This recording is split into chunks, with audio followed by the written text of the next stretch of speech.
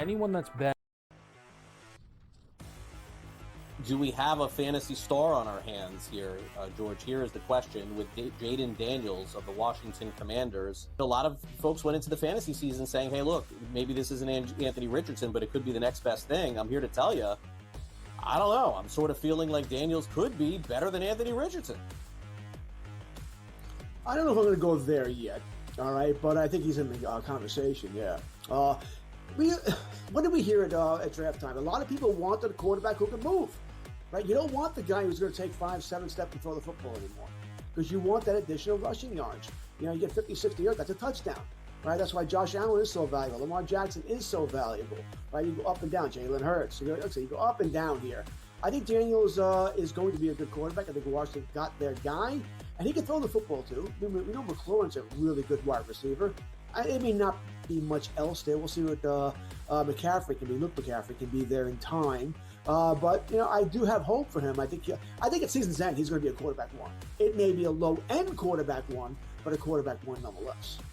Yeah, I was really impressed watching him in that game. All right, now Anthony Richardson, look, he's going to have a big year. He's going to have a big fantasy year. There's no question about it. I don't know about the long-term viability here. And look, give him credit. He hung in there with the Houston Texans. My fear for him, George, is that when you go back and you watch film, if you protect the deep ball against Richardson, he can hurt you with his legs. And that may be where all of his fantasy value is coming from. I cannot see him throwing 2 70-yard bombs like he did again. That should come in time, right? Practice time, I think he will get better here. I think Richardson's going to be fine. Does need to learn how to avoid hits. All right. Once again, that hit. Remember that hit from Tua last night? He initiated it. Slide. The rules are made for you not to get hit. Take advantage of them.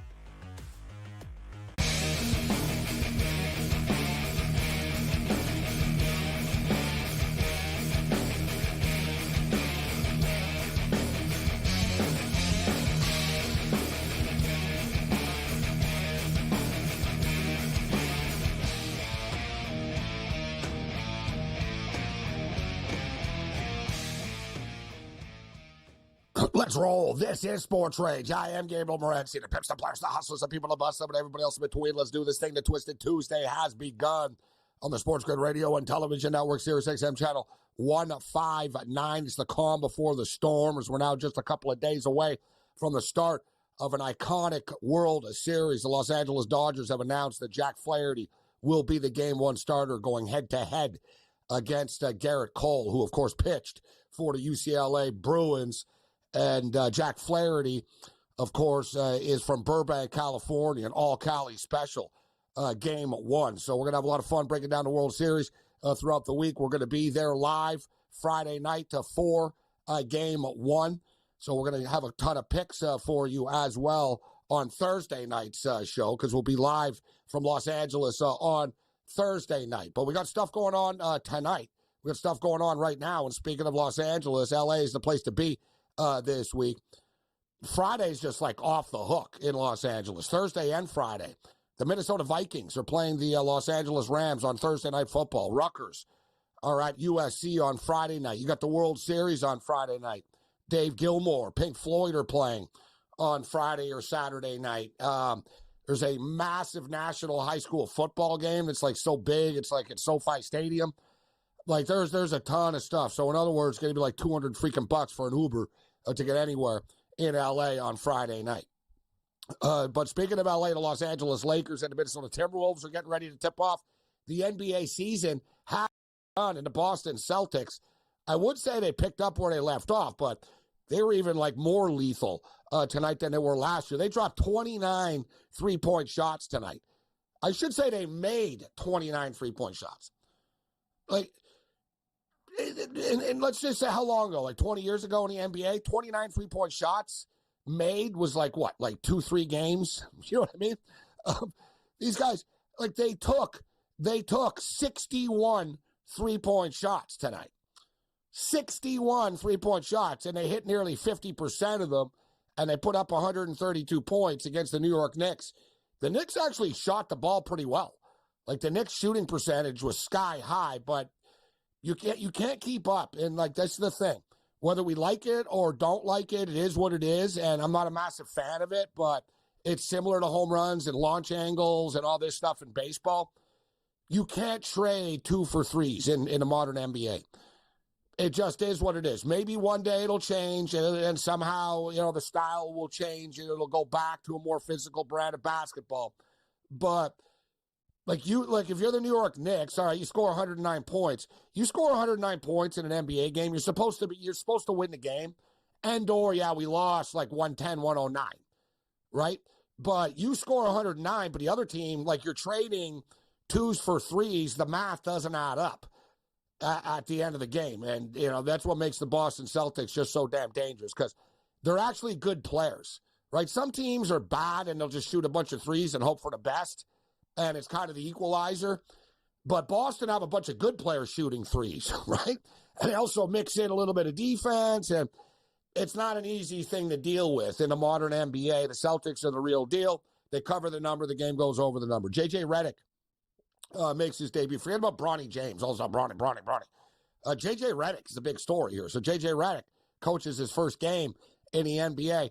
We saw the first game just skyrocket over the number, guys. So this game skyrocketed over the number. I think the Lakers and the T-Wolves go over the number as well. We posted our prop picks for everybody, but I'll tell you what, man. DiVincenzo had a nice preseason. This guy's got a chip on his shoulder. He's going to be leading the second unit for the T-Wolves. So he's going to be on the court. He's going to get a chance to score. Let's go with Dante over 12.5 points scored.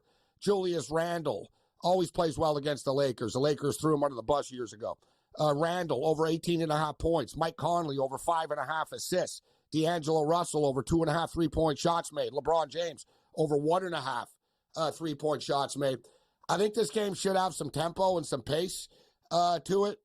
They didn't bring in J.J. Redick to grind games out, right? They brought in J.J. Redick to put points up on the board, to stretch the court, to play a more entertaining and modern, that's the old thing, modern style of basketball. So I would expect there to be some points in this basketball game tonight. We like the over in this game. It's closing right now at 220.5. As it just tipped off. We played about 30, 40 seconds right now. We're still scoreless. The T-Wolves, the game's basically a pick 'em. The T-Wolves are -1.5, but the money line's -115 right now on both sides. I think the Lakers are going to win the game. I think the Lakers step up and get it done in J.J. Redick's first game at home tonight. So we're on the Los Angeles Lakers. We're on the over, and we're on a bunch of props here, as we just shared with you. And the Lakers get the party started with a 3-point shot. So we're off and running. Rui Hachimura. Rui. I tell you what, I like this Laker team. I talked about it a bit last night about liking the over 43.5 wins with this team. LeBron can still play. People, you can say what you will. If you like him, you don't like him, it is what it is. But LeBron, as we saw in the Olympics, LeBron is still, I don't know, top 5, top 7, top 10. I'd say top, and I don't want to throw in a hot take without thinking about it here, but I'll say top 10. You know what I mean? LeBron, put it this way. There's better, younger players and stuff than LeBron now in the NBA, but they don't know how to win like he does. They don't get the calls like he does, right? So my point is LeBron can still ball. He's still an impact player. AD played like 76 games last year. I didn't get a lot of credit for it, but AD is an elite player. But I like their secondary players. I think they have a little bit of depth. D'Angelo Russell's going to fit nicely in with J.J. Redick's system, I believe. I like Austin Reeves. I like Rui Hachimura. I like Dalton Knecht, who they drafted. We'll see, if Gabe Vincent can stay healthy for them. They bring in Cam Reddish last year. They've got some players, right? So to me, 43.5 is doable, right? Just to get to 44 wins. We're not asking for that much. To get to 44.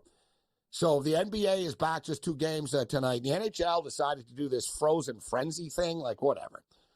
Right? Okay. You have a full slate of hockey games, and for whatever stupid reason, you're starting them every 15 minutes after. So it's been like rapid fire throughout the night here of every 15 minutes a new game starting. And there's been some strange sort of results tonight. Like the Columbus Blue Jackets are blowing out the Maple Leafs right now 6-2. We got a 1-0 game with the Red Wings and the Islanders. If the Islanders don't win this game, mark it down. And I'm never betting a Detroit Red Wing game again. Because I swear to God, if I bet on these son of a bitches to win a game, they lose. If I bet on them to lose, they win. Like, I'm done with the Red Wings, and I'm on the Islanders tonight, so I'm done. Done. I'm on the Winnipeg Jets. They're up 3-2 right now on the St. Louis Blues. Great start for the Jets to start the season. We're on the Vancouver Canucks after 2 periods of play, 4-2 Canucks in the Windy City right now against Connor Bedard, who's actually from Vancouver. Preds are up 1-0 on the Bruins right now. Avalanche and Kraken. I've got the Kraken in this game as small home underdogs. It's 2-1 Avs right now in this game. We're on the Edmonton Oilers. The Oilers are up 2-0.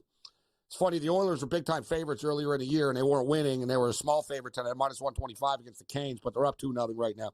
The Ottawa Senators are messing up Utah 4-0 right now in the mountains of Utah. The Flames are up 1-0 on the Penguins. So we got a game tipping off right now in the NBA, and we're dropping a puck in a couple of minutes here in the National Hockey League. The San Jose Sharks and the Ducks. You notice some of these games are rivalry games, but this, the Penguins and the Flames aren't rivals, but the Sharks and Ducks, I like that they have them playing. And we got the Kings and Knights tonight. The LA Special. Let's roll.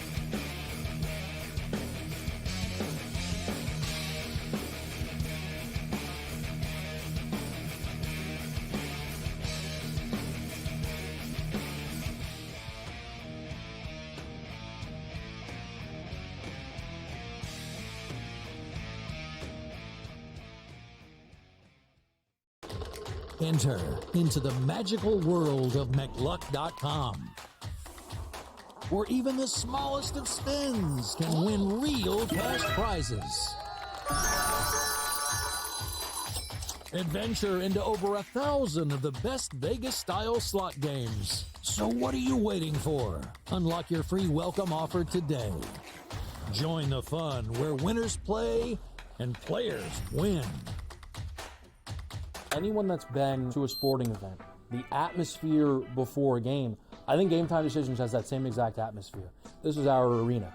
This is what we do. There is going to be an energy to Game Time Decisions that you will feel night in and night out. The excitement you get when you lock your bets in, when you're figuring out what you want to do, we can zone in on the biggest games each night. I want this to be the place that people come to before the games start so they feel as ready as possible to lock in their cards. We are going to hit every single one of those markets that you need to know about. We're going to go through every single thing, and I've got a great team behind me that's going to help me get the job done. There is not going to be a better place, I promise you, than Game Time Decisions to get that new information, react to it, and be able to then bet accordingly. We will have everything at our disposal, and we will use that to our advantage. I'm Kevin Walsh. Tune into Game Time Decisions from 6 to 8 p.m. Eastern on SportsGrid. Your gut says Miami is going to win, and you should take the over. Your gut also said your NFT selfies would only go up in value. They didn't. But your head is on SportsGrid and knows the QB is in concussion protocol. The backup has a 45 QBR against the zone coverage. The New York D has the most sacks in the league. So yeah, trust your head. It's smarter to be on SportsGrid. Right here with you on Pro Football Today on SportsGrid. Odds in motion, trying to see what lines have moved throughout the week. Never felt more comfortable in this set than I do for this year. I'm ready. I'm just getting angry. The hot takes are going to be here all long. People, what in the world is going on in Miami, guys? It's not particularly anything to shy away from just because many people are on top of it. Hot take, hot take. I think this line is asking you once again to take the Orleans. Pro Football Today, only on SportsGrid.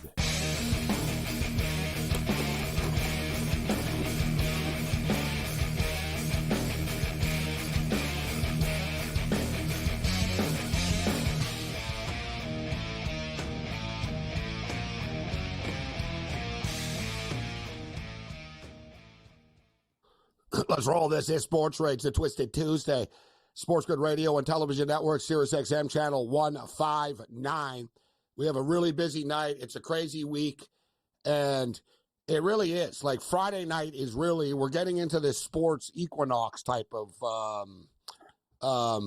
like worlds collide like we don't usually have with everything going on. If you think about it, like college football, World Series, NBA, NHL, like, it's just so much stuff going on right now, including college football. And it's funny because people always talk. You always see, oh, my God, there's 55 days of football in a row. And these people that tweet this stuff don't even actually watch the games after, right? Like, they're like, oh, well, it's, I'm not going to watch, or I'm not paying attention to this. But the games are terrible. Like, it's to the point where, like, they're unwatchable, and they're on these games. They're on for better purposes, but this conference is bad. And every week they just hit new lows, like in these games. And we got one going on right now with Sam Houston State and FIU. And I'm on FIU +6. And we're on the over. The over's going to lose. But we're on FIU. We went bigger on FIU, actually. I just sort of forced the over pick in. But we're on FIU. And Sam Houston State had first and goal from like the 3-4 yard line right now. There's only 2 minutes left in the game. They score the touchdown. They're going to cover because we're getting 6, not 7. We didn't buy a point or anything. It was too expensive. So we're just on the 6. They just stopped them, though, on third down. So it's 4th and goal right now for Sam Houston State in a 7-7 football game. And we'll bring Cam in, but let me ask Greg Frank in Master Control right now if you have the FIU. Get me the FIU uniform I sent in earlier. And they actually have a yacht there, too, on the sidelines tonight because Pitbull is it's in Pitbull Stadium.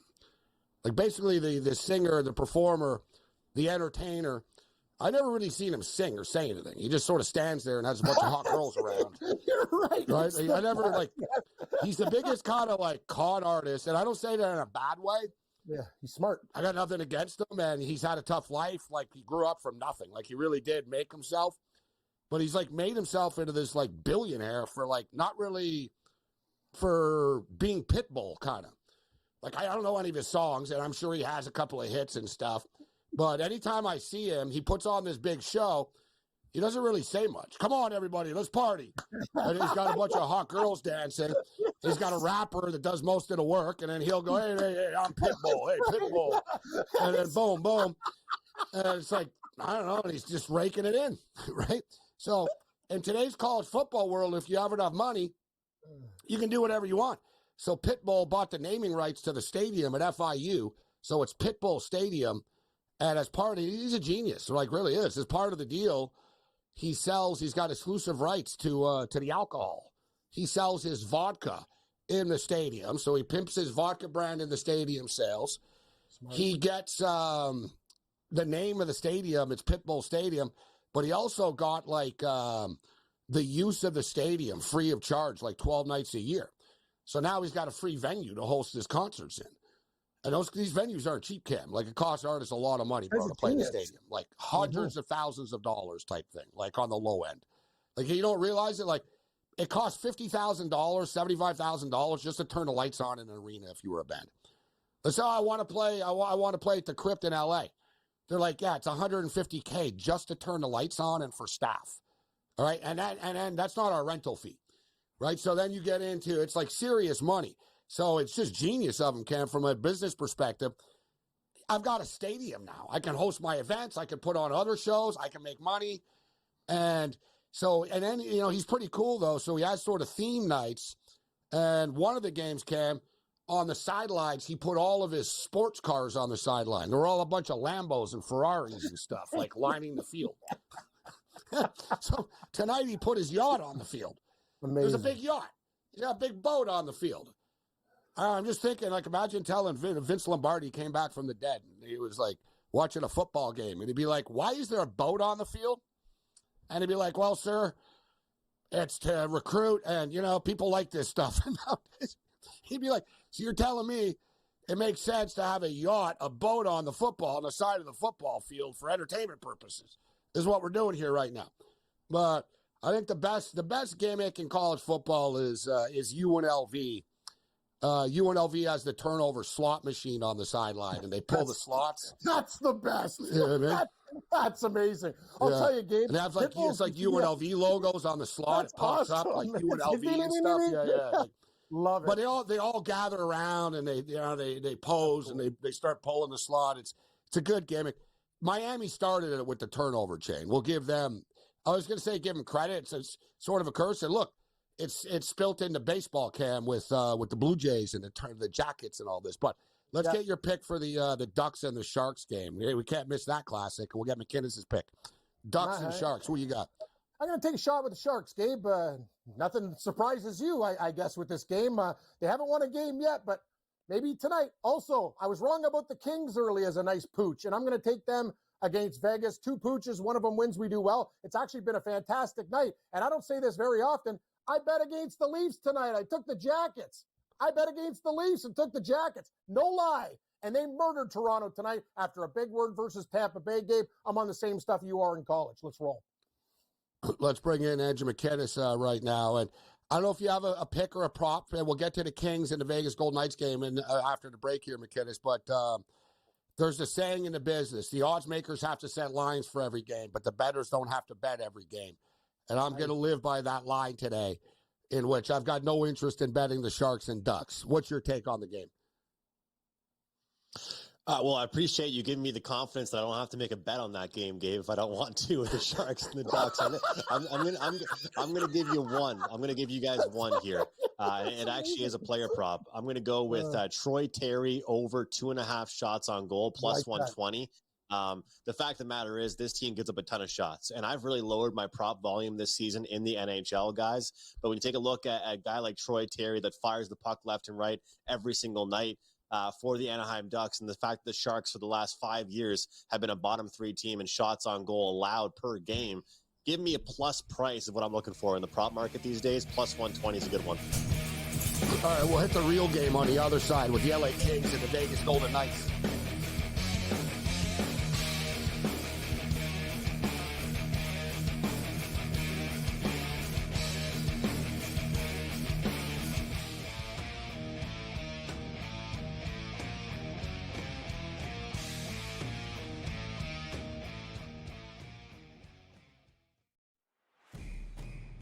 It's a new era in CFP to start off this year, put on full display. My take on this game is simple. I know some people will be upset about it. Good riddance to the Pac-12. Can you do it in terms of the week to week to week? I don't see a pathway for this team to miss the college football playoffs. We want to make sure you have those best bets in the entirety of our betting cards. That was in! But he had that program was already going there! Only on SportsGrid. Guardians, despite being at home in the land, were a home underdog against Tarek Skubal. Enter Lane Thomas, maybe one of the under-the-radar trade deadline acquisitions being dealt from the Nationals. He was huge in the ALDS. A heavy favorite for the New York Yankees in the series. You're going to look to their best 2 ball players to be those MVPs. That's Juan Soto and it's Aaron Judge. The early line. Only on SportsGrid. Right here with you on Pro Football Today on SportsGrid. Odds in motion, trying to see what lines have moved throughout the week. Never felt more comfortable in this set than I do for this year. I'm ready. I'm just getting angry. The hot takes are going to be here all long, people. What in the world is going on in Miami, guys? It's not particularly anything to shy away from just because many people are on top of it. Hot take, hot take. I think this line is asking you once again to take New Orleans. Pro Football Today. Only on SportsGrid.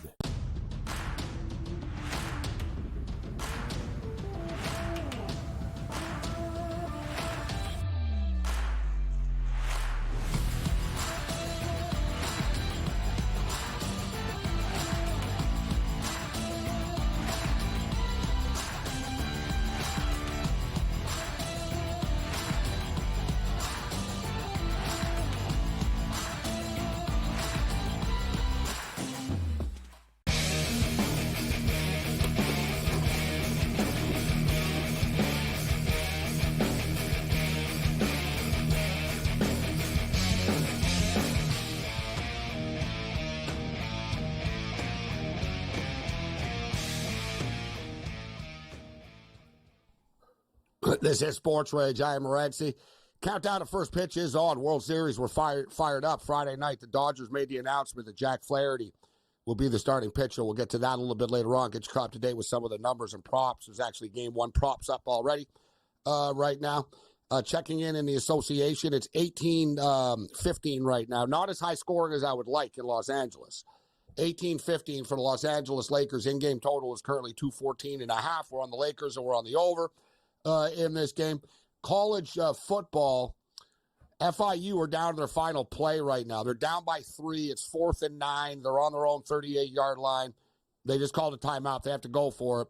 They need to kick a field goal. Sam Houston State are up 10-7 right now with $1:16 left in the football game. And Louisiana Tech, who I have on the money line in a Boston Celtic money line parlay with La Tech. La Tech's offense has just stalled tonight. They've been much, much better as of late. And it's a very difficult place to go play at Louisiana Tech. And UTEP are a terrible football team. But UTEP are coming off their first win of the year, and UTEP do play hard, even though they're bad. So UTEP are up 10-7 right now after 3 quarters of play. They're minus 2.5. La Tech are plus 2.5. La Tech are plus 130 on the money line. So a lot of football left to be played there. And NHL hockey. So we got this frozen frenzy thing where they got a bunch of games starting every 15 minutes tonight. The Sharks and the Ducks have just started, but we've got the Vegas Golden Knights and the Los Angeles Kings coming up. What's your plays for this game, McKinnis?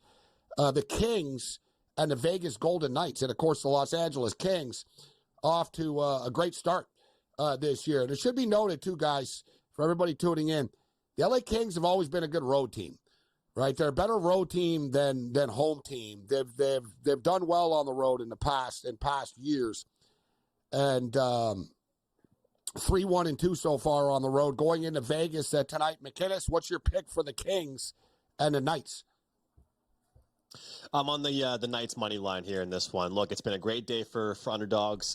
By no means would I be shy to take an underdog these days, especially start of the NHL season. But 7th straight road game for the LA Kings guys to begin their season. They haven't had their home opener yet this season here. And I'll tell you what, if you ever want to talk about satisfaction, back-to-back 4-1 victories. All right, back-to-back 4-1 victories against not-so-good teams, especially. And, yes, I'm including my Montreal Canadiens in here, the LA Kings, Ducks, and Canadiens, okay? I'm not buying those victories. They don't mean anything, but I'm sure the Kings are feeling pretty good about themselves. Well, how about the Knights? Are they feeling good right now? 3 straight losses for them against good teams. The Lightning, the Panthers, who was the other team that they lost to? I guess that team, the Capitals. They're not that great. My point being is I love the motivation here. I think it's been a successful trip. As Gabe mentioned, on the road, this Kings team is admirable, respectable. They've done their job on the road. But I think as far as motivation is concerned, the Knights are the team to back in this one. So I like that one. And to throw in a couple props in case you guys are interested here, I have been getting a lot more into head-to-head stuff. 7 straight games at home for Pietrangelo. He's gone over 1.5 shots on goal. 4 straight games at home. He's gone over 1.5 shots on goal. So, he's gotten a point in 4 straight games and in 7 straight games over 1.5 shots on goal. So Pietrangelo is my guy tonight, I guess, for the Knights. Over 1.5 shots on goal. I like the low numbers like that. I'll tail that one. I'll see if I can get in on that. Cam, what's your pick for this hockey game? I took McKinnis did a really good sell job on this game. I'm starting to think LA's been great. They're a plus price. You know what though? It's not that far. It's been a successful trip, but Vegas to LA, whatever. It's not a big deal. But he could be right. But I'm just going to take the plus money with the dogs at the end of the night and see what happens. I think LA's been playing fantastic hockey, and Vegas kind of isn't the same team to me. I think they will get better as the season progresses. But I'll take a shot with the Kings again. I like the plus money, Gabe. I like the LA Kings in this spot, too. It's going to be a close game, right? So we know, I believe it'll be a close game one way or the other, but I'm not put off by the home-road dichotomy here, to be honest. If you look at the Kings, they've been on the West Coast. Their last game was against the Ducks. So, yeah, I was on the road, McKinnis. So, they played in Montreal on the 17th. They essentially went home after that. You know what I mean? They haven't, I know what you mean from a long road trip perspective, but it's not like they've been on the road for weeks and weeks. When they went back home when they left Montreal after the game on the 17th, they all slept in their beds after that night, right? And when they played the Ducks, you know what I mean? They've been at home. They go to Anaheim. Now going to Vegas is a quick, little mini charter for them right now. So I buy into Vegas need this hockey game, but I'm not going to buy into they've been on the road for so long.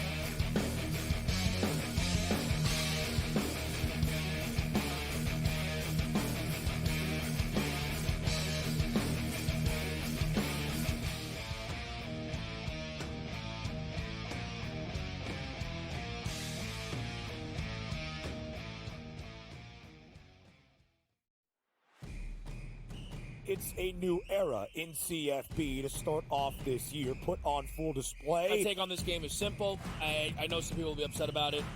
Good riddance to the Pac-12. Can you do it in terms of a week to week to week? I don't see a pathway for this team to miss the college football playoffs. We want to make sure you have those best bets in the entirety of our betting cards. But he had that Only on SportsGrid. Guardians, despite being at home in the land, were a home underdog against Tarek Skubal. Enter Lane Thomas, maybe one of the under-the-radar trade deadline acquisitions being dealt from the Nationals. He was huge in the ALDS. A heavy favorite for the New York Yankees in the series. You're going to look to their best two ball players to be those MVPs. That's Juan Soto and it's Aaron Judge. The early line. Only on SportsGrid. Right here with you on Pro Football Today on SportsGrid. Odds in motion, trying to see what lines have moved throughout the week. Never felt more comfortable in this set than I do for this year. I'm ready. I'm just getting angry. The hot takes are going to be here all season long. What in the world is going on in Miami, guys? It's not particularly anything to shy away from just because many people are on top of it. Hot take, hot take. I think this line is asking you once again to take the room. Pro Football Today. Only on SportsGrid.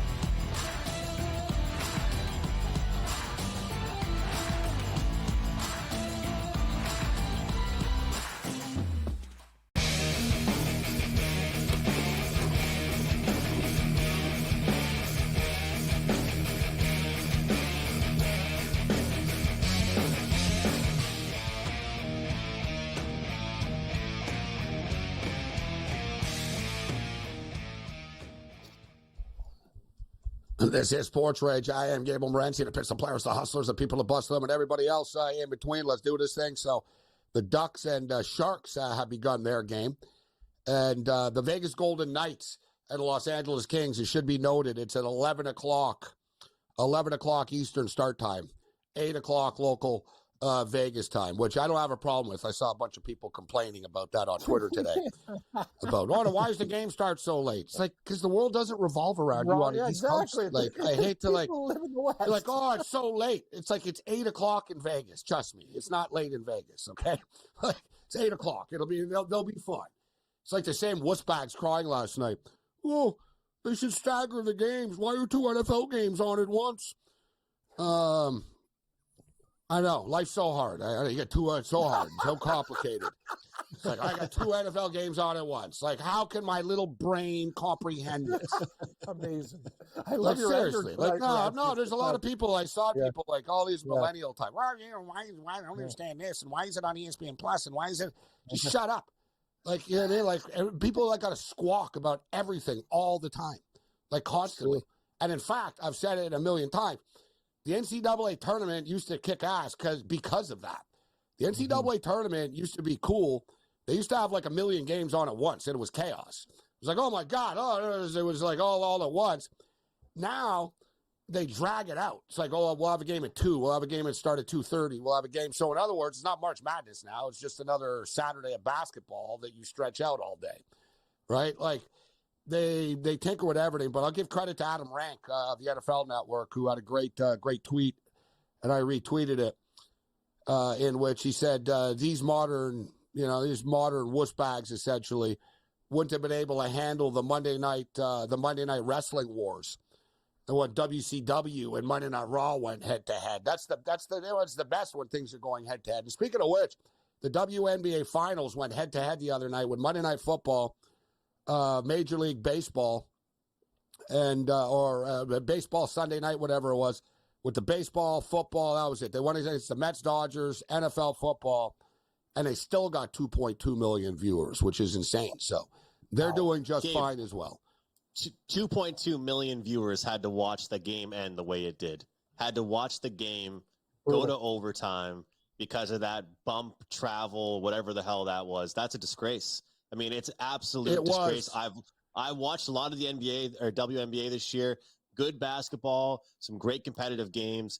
But if that's the way the game is going to get sent to overtime, and then the team that scored the free throws ends up winning, you're not going to promote the league to anybody that way. It's not like it was a regular play, strong footwork, on balance. The coach told her in the huddle, if you trip up, just exaggerate it, draw the foul, and that's the team that wins it. I can't get behind that. You know what the problem was? And I agree, McKinsey. You know what the problem was that, number one, she traveled twice before she got fouled. Number two, she didn't really even get fouled. You want to talk about a bailout foul call, right, as you stated. Like, it reminded me of my Michigan Wolverines when the timeout play with Chris Webber, right? So Chris Webber famously called a timeout in a national championship game, and they didn't have a timeout left. And that was it. It was a technical foul, and the game was over after. But the thing is, he traveled like 3 times up the floor when he had the ball before. It was the same thing. It was like the last seconds of a championship game. Everything was on the line. And even the refs get stupid. So Chris Webber, like, sort of double dribbled, traveled it up the floor. They didn't call it. He calls timeout. And as you stated, Breanna Stewart was just out of control, bro. Like, there was no reason to bail her out, McInnes. You know what I mean? It wasn't like, oh, what a play. She went up and they got her wrist barely. It's like, no, bro. She just traveled twice. She was stumbling and bumbling her way to the bucket. And then you call that foul. And the thing is, it all adds up. And listen, man, the Lynx, they were terrible, right? You score 60 points in regulation, you don't deserve to win as well. So it goes both ways. But it didn't help that the commissioner of the WNBA is wearing a dress with the New York skyline on it, right? So that's a little bit of on top of it after. It's like, it left a real bad taste in people's mouths. The coach of Minnesota basically said, this is garbage. We got robbed. We didn't lose, right? Well, you did. And Gabe, you only scored 60 points. That's the thing, though. You only scored 60 points in regulation. You didn't deserve to win. But it was a terrible call. I'm someone that always, and I played basketball my whole life, I always vouch for the fact that I think you should call the same thing with 2 seconds to go that you do 2 seconds into the game. Or else, what are we doing here? What kind are we? So is the game and the rules different? But yes, this is the but though. That wasn't even a foul. That wasn't even a play that would remotely even, if it's NBA and someone gets whacked, like I'm talking about whacked, no, with it was the a dying garbage seconds ass to go. Call. It was a garbage call, soft ass call, right? Like, yeah, you can't not She'd call have to it if you make get blatantly hit in the head. Yeah. No, I totally get it. I don't disagree with you. It was an anticlimactic. Put it this way. It was an anticlimactic way to end the season like that. I know they were all going crazy in the arena because it was in New York, but it left. And, all you need to know is LeBron James tweeted about it. Mm-hmm. And I thought that, and I couldn't help the irony about it, though, thinking you, of all people, have gotten so many calls and have traveled so much. Exactly. Like, I wanted to say, because you didn't goaltend against the Pacers in the playoff game, right? You didn't travel against the Raptors, right? You didn't foul DeMar DeRozan, right? Like, I could go on. So I thought it was kind of funny, of all people. LeBron James tweeted out, game should be decided by the players and not the refs, and not just because the star player. It's like, I couldn't believe it. Right. It's like, the really, irony LeBron? of it. You of all people. But LeBron was like, this is an outrage. And he wasn't the only one. Like, Dame Lillard tweeted out right away, like, totally, he was mad. He was like, it's like, what are we doing here? Like, there were multiple NBA players that were taken aback by that call. The refereeing was horrible during the entire WNBA playoffs for the most part. It's something they're going to have to improve, right? They made so much more money, and WNBA could have a strike coming up, guys. I never really realized this. The WNBA players were only getting 9% of the money that was coming in. 9. That's less than the UFC pays people, and people bitch about the UFC. UFC gives like 17% of their overall revenue to the fighters. 9%. But the thing is, the WNBA didn't have any revenue. So it's like, all right, we'll give you 9% or we go bankrupt if you want more, right? We can't do it. Now, suddenly, you're getting 2 million viewers on TV and stuff. These girls aren't stupid. Dude, Angel Reese made $76,000 this year. It's ridiculous. Like, that's not enough. Like, for the abuse that she takes publicly, and you want her to travel around America and play basketball for $76K. Like, they need to do a lot better in the WNBA. I know she gets a couple of sponsorship deals, but, and she's another one though. I saw her bitching the other. She was talking about it, and she said that she has a hard time paying her rent. She said, my rent is $8,000 a month. It's like, you don't have to be paying $8K a month, Angel. Downsize. Like, you live in Chicago. Listen, I lived in New York City, so I understand in LA and Vancouver. I understand big market prices. And Chicago's cheaper than there. Like, yeah, you don't, like, she could find a condo for $4 or $5K, no problem. That's safe. You know what nice she was doing, though, that. Gabe? She's flexing her other money. Yeah. She's flexing her sponsorships. That's what she's doing. She's not complaining. She's flexing. She's flexing. That's a good point, actually, McKids. Because so you can't afford the $8K for the WNBA. So how you afford the $8K a month, then, Angel? Because you're making $2 million from Reese's Pieces or whatever the hell, and this other stuff. But it is what it is. But I agree with you as far as the call was concerned. It was terrible. All right, so on the other side, we'll get into some football, NFL football. Minnesota Vikings and the Los Angeles Rams tomorrow. And I tweeted this out earlier. Every team that has played the Detroit Lions this year has lost the following game 4 times. Each team that has played the Lions after has lost after and got blown out, too. We'll go over the numbers here.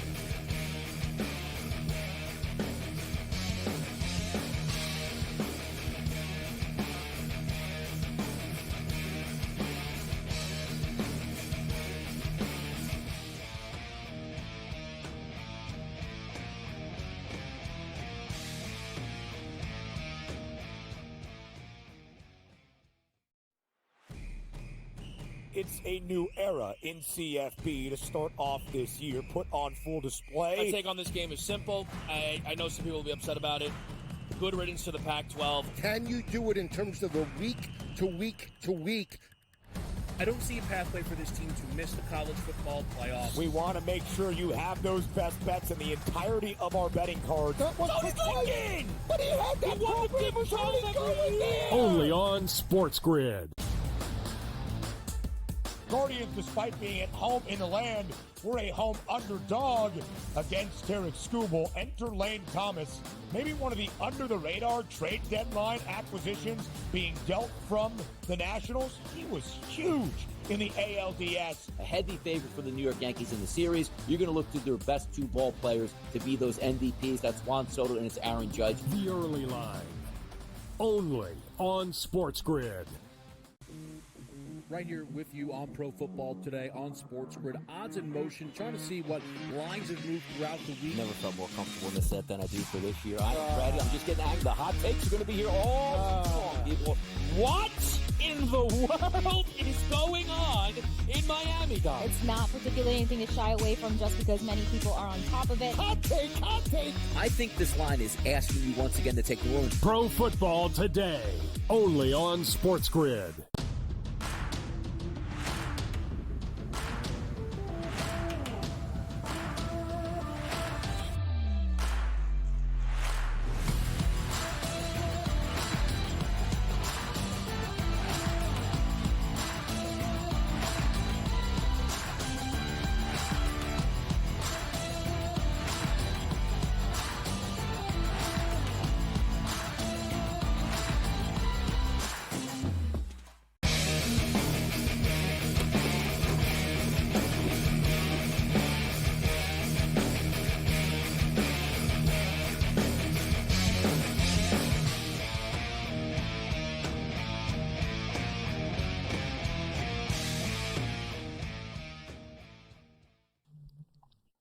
This is SportsRage. I am Morency, the Pistol Players, the Hustlers, the people that bust them, and everybody else in between. So, as I was saying, we went to the break. The Detroit Lions this year. You play the Lions, you lose the next game after. You're beat up. I remember years ago, it used to be that way if you played the Baltimore Ravens. There was like a run where it was like teams were like, 2-15 after playing the Ravens type of deal because the Ravens were so freaking physical. And they wear on you. And there's usually a couple of teams like this trend has sort of existed for years, but it's different teams. But the Lions' opponents this year, week 1, the Lions played the Rams. The following game, the Rams lost 41-10 to the Cardinals in this game. Week 2, the Lions played the Buccaneers. They lost 26-7 to the Broncos the following week. And 4, like I was saying, you got they're favored, these teams too that are losing. They played the Cardinals. The Lions beat the Cardinals. After that, the Cardinals lost 42-14 to the Commanders. The Lions beat the Seahawks. Then the Seahawks, the following game, they lost to the New York Giants. Like it's over and over here with the Detroit Lions and teams. And now you get the Minnesota Vikings this week, guys. And the Minnesota Vikings coming off the loss to the Detroit Lions, playing on a short week, flying to Los Angeles right now. 20 times over the years in the history of this Thursday night football stuff. It's happened 20 times where a team from the Eastern time zone or the Central time zone or whatever, the mountain, you know what I mean, the time zone difference change on a short week. They're 4-16 straight up all time. All right, so you're playing on a short week, you're beat up, and now you got to fly across the country in different time zones, and you got to play on a short week in Los Angeles. Everything adds up towards the Rams here. And it's ironic, too, because there's a big story about the Rams trading Cooper Kupp to the Minnesota Vikings, of all teams, who they're actually playing tomorrow. So that's another angle to consider with this football game, as the Rams are looking to trade Cooper Kupp right now. And I understand why, because of his contract and how much money he makes. So I'll throw my pick out there first. As you guys can tell, I'm taking the Los Angeles Rams tomorrow. Give me the Rams plus the points. What's your play, McKinnis? Or I should say Thursday. I'm not going to go Thursday. Yeah, you had me tomorrow on East Coast, not quite yet. Yeah. For you, I guess we're getting there. Yeah. Like, I was going to say, I have a few errands I have to run on Wednesday. If I missed a whole day, I'm screwed. I had some things I had to do on Wednesday. But look, I like a teaser here, guys. I'm going to take a 2-team teaser here. I'm going to actually take the Rams up, and I'm going to take the Eagles up. Get both those teams to 8.5. I think both those games are competitive. Eagles playing the Bengals, of course. Getting those, I think, especially with the totals we're seeing with both those, I think it's definitely implying there's going to be points for both these teams. And I get what you're talking about here with the spot in particular. And for me, with the Rams, it's kind of like that spot where nobody really believes in this team anymore. Talking about shopping players, shopping quarterbacks, shopping receivers. They're still going to be able to hang around. And I feel like their running back situation I have confidence in. And at this point with the Eagles, they're a team that I actually want my money on, guys, because I feel like people have lost faith in them as well. Let's not forget, they have a lot of options. When they're healthy, they have a lot of options. And I feel like right now with their running game with Barkley, it's dangerous. So I think you get both those teams up to 8.5. That's a pretty smart teaser. I don't have a problem with your teaser. For the record, I like the Bengals. I'm leaning with the Bengals. I haven't pulled the trigger yet in that game. I'm leaning with the Bengals. And I love the Eagles last week against the New York Football Giants. But I sort of think, this is the Bengals season's like on the line almost on a weekly basis now. And they're getting close to getting back on track here. So it's a massive game for them. Cam, what's your pick for the Vikings and the Rams? I'm with you. I think the Rams can win this game outright. I think that stat against Detroit is actually a telling one. Some trends matter. I think that actually is true. I think you brought up some really good points about Detroit being a physical team. Also, people are going to hear the headlines and go, oh, Cooper Kupp, the Rams, turmoil, whatever. Take a look at the division, Gabe. Nobody's running away with it. San Francisco's been one of the biggest disappointments. Seattle, they played good last week, but they're still the Seahawks. Rams, 2-win team in Arizona. They're flaky, even though they played the Chargers pretty tough. Nice final drive. So that division is basically everyone's beating the crap out of each other. There's no great team. I think it's a big game for the Rams. I like the Rams. I'll take the points, sprinkle money line too. We're on the same side. The Rams, though, they're not, I'm not saying they're not trying to win, but the Rams are rebuilding, right? Like the Rams don't think that, oh yeah, we're going to win the Super Bowl this year, or we're going to get in the playoffs and stuff's going to happen.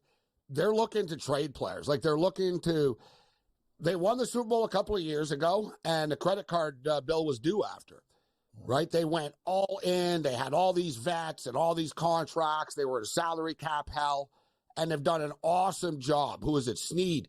Guy does an awesome job of, like, drafting these players in the 4th and 5th, 6th rounds and stuff that contribute right away. McVay's an awesome coach, but they're looking to rebuild. You know what I'm saying? That's why they want to trade Cooper Kupp. They owe, Cooper Kupp. Cooper Kupp's going to make like $29 million next year. Put it this way: Cooper Kupp is costing the Rams right now 10% of their salary cap. You can't do that. Like, why would they have a 32-year-old? Why would they have a 32-year-old wide receiver making 10% of their salary cap when we're trying to rebuild, right? And they can get a draft pick for him or something like that. So, and not even that much, because you see wide receivers don't really get that much, but they haven't had Kupp, so it won't affect the game tomorrow. And the thing is, he's supposed to return, so I don't know what they're going to do with that. I don't know what they're going to do that, but you say you like the Philadelphia Eagles in that game. Anything else, McKinnis, catch your eye this week in the NFL? Yeah, guys, I really like the Colts here. I mean, they're just a team that I think people have to realize they're a money-making machine. They've won 4 of the last 5 games. They're covering spreads left and right. And overall, this team is about as healthy this week going into their game as they've ever been. And let's look at this Houston Texans team and look at their defense. They're giving up points. Forget about their offense. Forget about C.J. Stroud. Their defense gives up points against whoever they play against. The Colts are a slept-on team. Plus 5.5 for me. One of my favorite bets of the week, guys. Even up to plus 6 right now. I love the Colts against the Dolphins last week, and it was a lot harder than I thought it was going to be, but they got it done. They're getting 6 right now in Houston.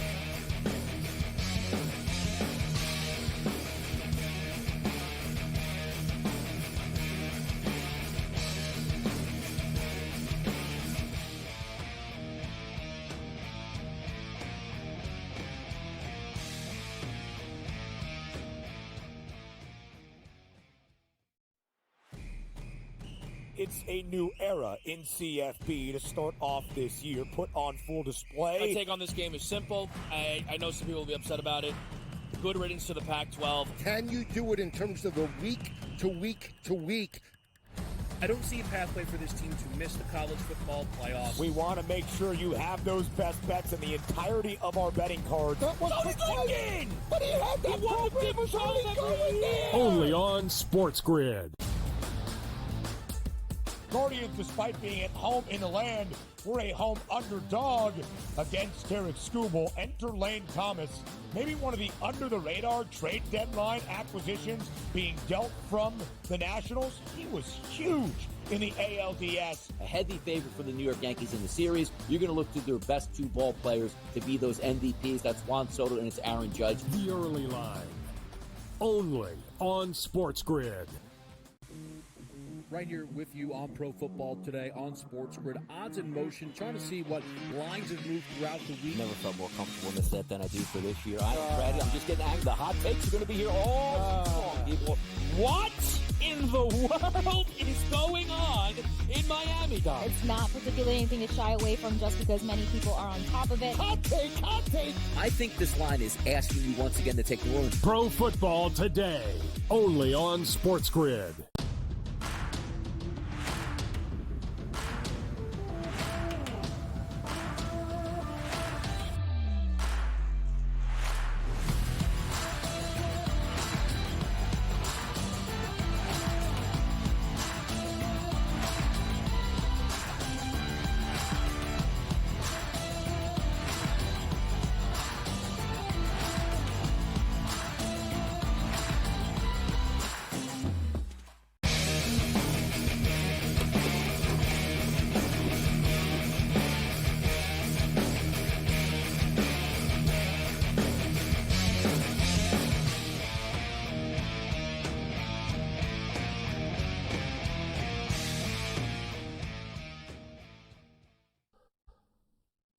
Louisiana Tech up 14-10 right now. We're trying to hang on here. I had a weird moneyline parlay that I played tonight with the Boston Celtics to win and Louisiana Tech to win. I didn't want to lay the 6.5, but I did bet the over this game, and I am surprised, though, that Louisiana Tech couldn't score more.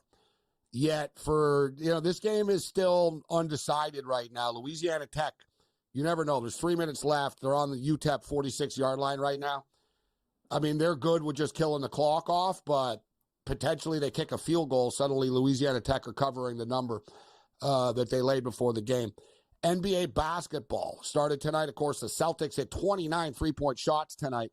The Minnesota Timberwolves are at the Crypt in Los Angeles, and it's 51-37 for the LA Lakers and J.J. Redick's debut. So Lakers off to a hot start here in the first half. Have already put up 51 points. The in-game total is 217.5. I got the over this game. Just fell to 214.5. Need the T-Wolves to pick up the pace offensively right now if this game is going to get there to the over.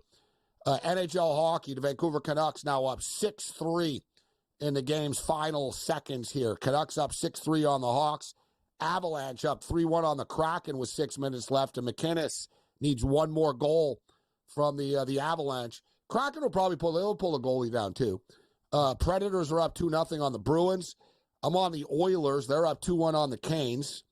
Ottawa's up 4-0 on Utah right now, late in the second period. 1-1 Flames and Penguins. What's any in-game pick for you there, McInnes? This game's basically a pick 'em now. Flames and Penguins tied at 1 midway through the second period. The only thing that's sticking out to me right now, guys, Ottawa's improved. They're a better team when they're healthy. I get it. They're excited about Allmark and stuff. I think, and I don't usually do this in hockey, if you can get like plus 2.5 or a good price on 3.5 or some type of team total, Utah is not going away. Utah will not go away. You're going to take their team total, whatever it might be. This is the second game back for them at home after their long road trip. The first game, you get an excuse, and they won 2-1 against Boston. This game, they're getting embarrassed. They look slow.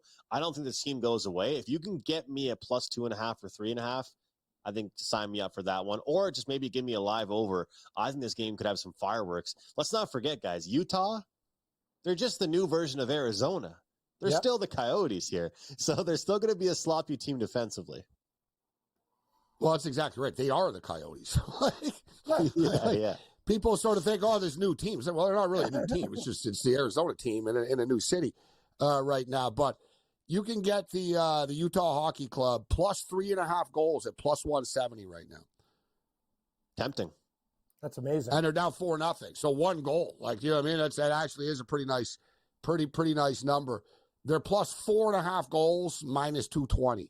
In-game total is 6.5 right now. But I asked you about the Flames game, actually, McInnes. I didn't ask you about the Ottawa game. I asked you about the Flames game that was 1-1 for the record. You did rattle off a bunch of games first, and then you threw the Flames game afterwards, I will say. But, I think I'm going to look towards the Penguins here. The Flames have actually overachieved to start. The Flames haven't really gotten embarrassed as much as I thought they were going to be. Guys, look at the defensive core they have. This is a matchup the Penguins look good in. This is a matchup the Penguins can take advantage of. They're a veteran team. They're one of the oldest teams in the league, but they play structured hockey. This is a road game that I'm not bothered by, and I think the Pittsburgh Penguins get the job done. Calgary's going to be able to use their speed against some teams. I feel like the structure the Pittsburgh Penguins play with will be enough to get the job done against Calgary. So we're getting a pretty good number here on this Penguins team. We'll take the Penguins on the money line to win this game. LA Kings and the Vegas Golden Knights are coming up in a couple of minutes. The Vegas Golden Knights are minus 125 favorites. The LA Kings are plus 105. Cam, your pick is the LA Kings in this game? Yeah. I'm going to take a shot with the Kings. They're just playing great hockey right now. I was wrong with them out of the gate, but they've been proving me wrong, and I think they can beat Vegas tonight, Gabe. And McInnes, you're on the Vegas Golden Knights in this game. I am, and I actually, at the break, I sprinkled plus 165 first period puck line. I get what you're saying earlier, Gabe, about this not being a real road trip anymore. They slept in their own beds. I still think Vegas is going to come out hot at home. They're not happy right now, 3 straight losses. I'm buying into Vegas tonight. Andrew McInnes, wagertalk.com. Great stuff, McInnes. Thanks for joining us tonight. May the winners be yours. Great to see you guys. Best of luck. All right, there's McInnes with us, breaking it down on this frozen frenzy and NBA tip-off day. Let's roll this.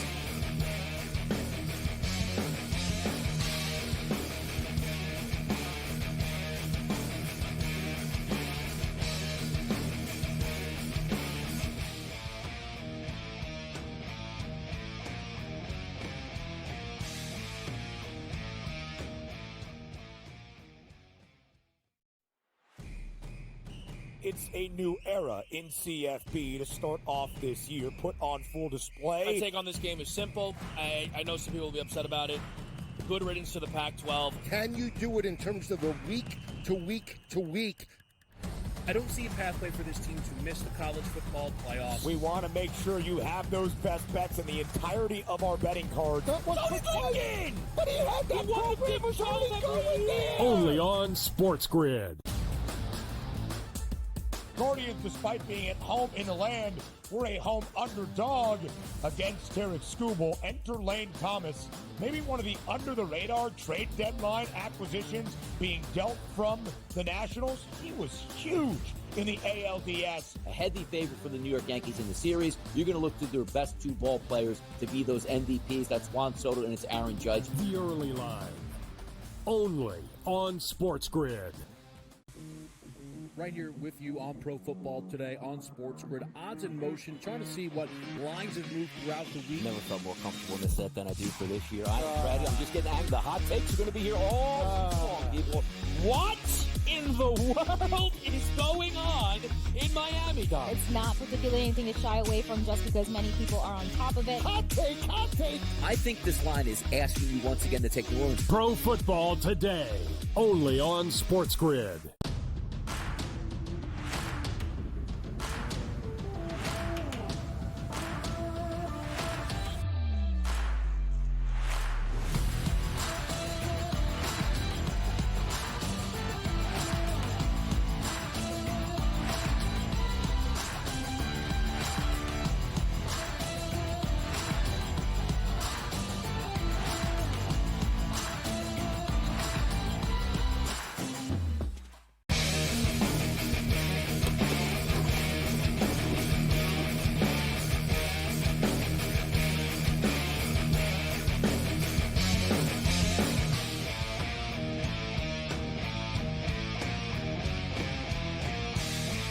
The Twisted Tuesday continues. This is SportsRage. I am Gabriel Morency. The pimps, the players, the hustlers, the people, the bustler, and everybody else in between, including Rick Saratella. Let's do this thing. AllAccessFootball.com, the founder of the NFL Draft Bible, scout with the Edmonton Elks in the CFL. There's a lot of stuff to get to tonight, Rick. Always a pleasure. How you doing tonight? Oh, man, the 2-month marker of the regular season, unbelievable stuff. We got the Heisman race heating up. We got the NFL separation, contenders from pretenders, ready to dive in. Buckle up. Let's go. Yeah, Bill Parcells once famously said, you are what your record says you are at the halfway point of the season. You know, he said after 8 games, you kind of are what your record says you are. We're starting to get to that point right now in the National Football League regular season.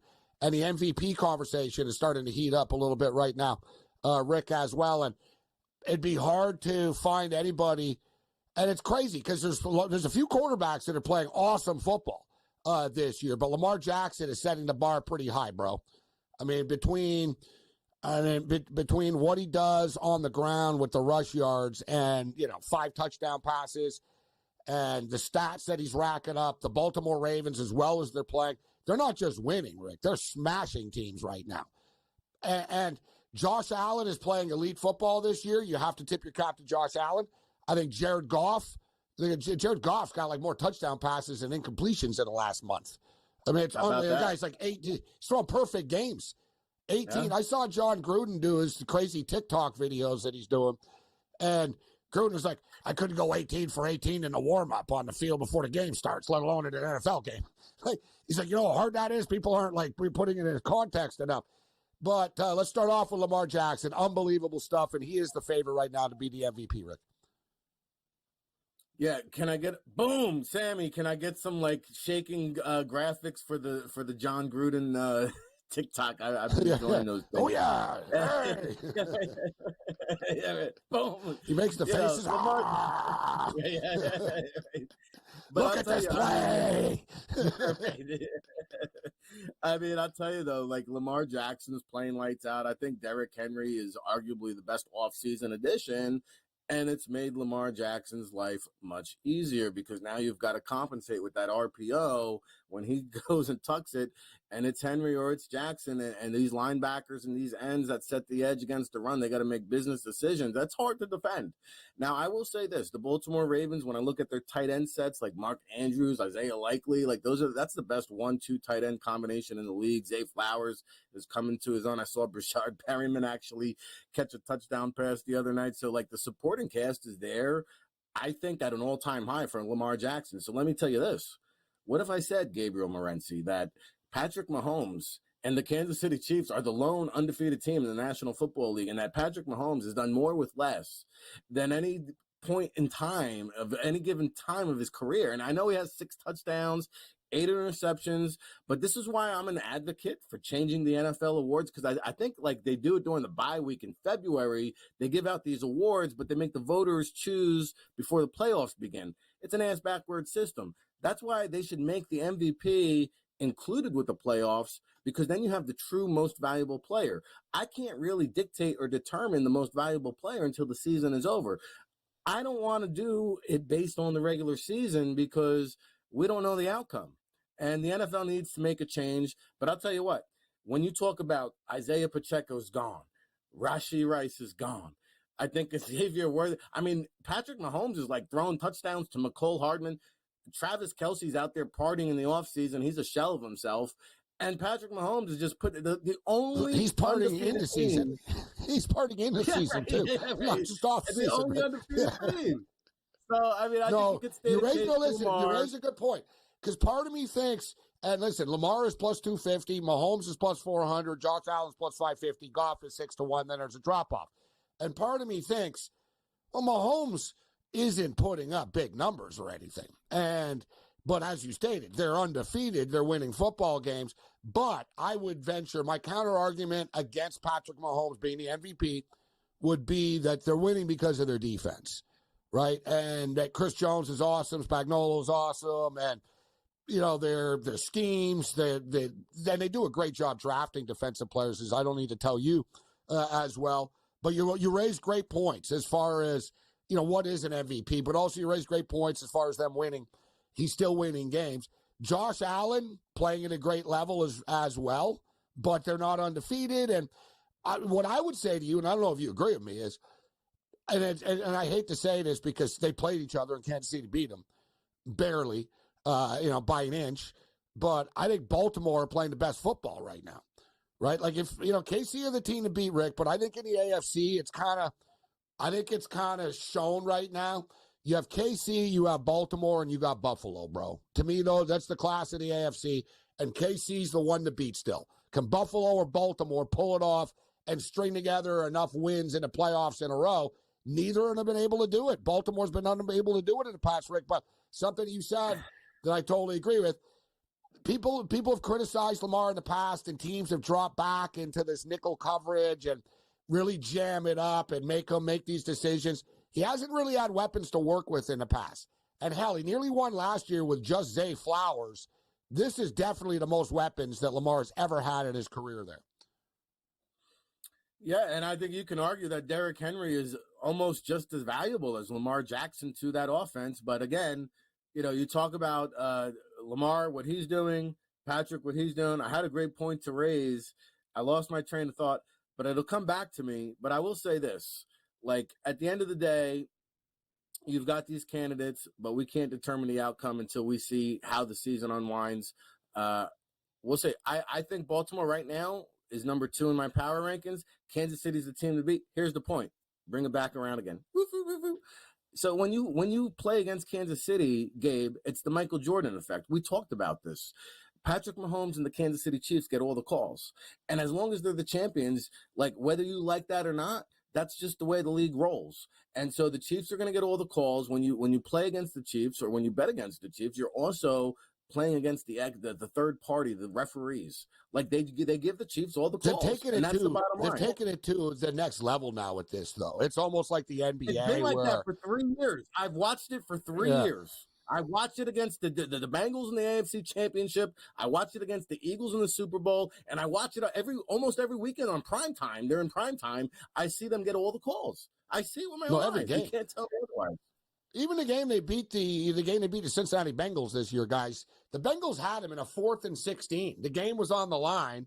Mahomes was like running for his life, threw up like a wing and a prayer that had no business like being completed or close to being completed, and it wasn't. It was they called a pass interference penalty and a very questionable saw pass interference penalty on the Bengals, put Bucker in field goal range. You're right. And I saw Jumbo Elliott talking about it, former Giants legend, Michigan Wolverine legend. I saw Jimbo Fisher talking about it's gone too far with the special treatment for Mahomes.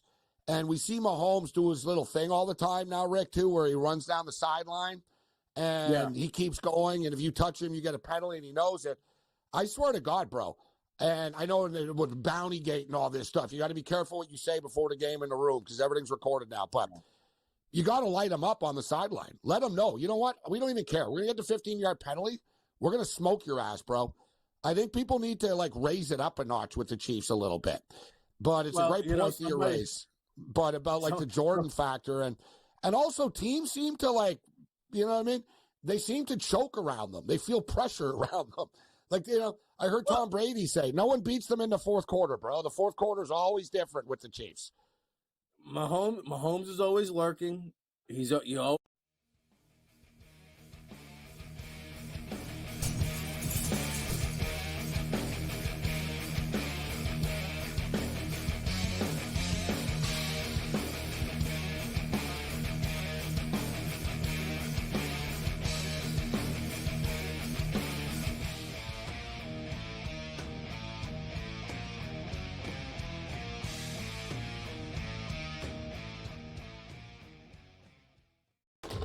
Enter into the magical world of McLuck.com, where even the smallest of spins can win real cash prizes. Adventure into over 1,000 of the best Vegas-style slot games. So what are you waiting for? Unlock your free welcome offer today. Join the fun where winners play and players win. Anyone that's been to a sporting event, simple. the I know some atmosphere. people will be upset about it. Good riddance to the Pac-12. Can you do it in terms of the week to week to week? I don't see a pathway for this team to miss the college football playoffs. We want to make sure you have those best bets in the entirety of our betting cards. That was Again! But he had that program going there! Only on SportsGrid. Guardians, despite being at home in the land, were a home underdog against Tarek Skubal. Enter Lane Thomas, maybe one of the under-the-radar trade deadline acquisitions being dealt from the Nationals. He was huge in the ALDS. A heavy favorite for the New York Yankees in the series. You're going to look to their best two ball players to be those MVPs. That's Juan Soto and it's Aaron Judge. The early line. Only on SportsGrid. Right here with you on Pro Football Today on SportsGrid. Odds in motion, trying to see what lines have moved throughout the week. Never felt more comfortable in this set than I do for this year. I'm just getting angry. The hot takes are going to be here all strong, people. What in the world is going on in Miami, guys? It's not particularly anything to shy away from just because many people are on top of it. Hot take, hot take. I think this line is asking you once again to take the Orange. Pro Football Today. Only on SportsGrid.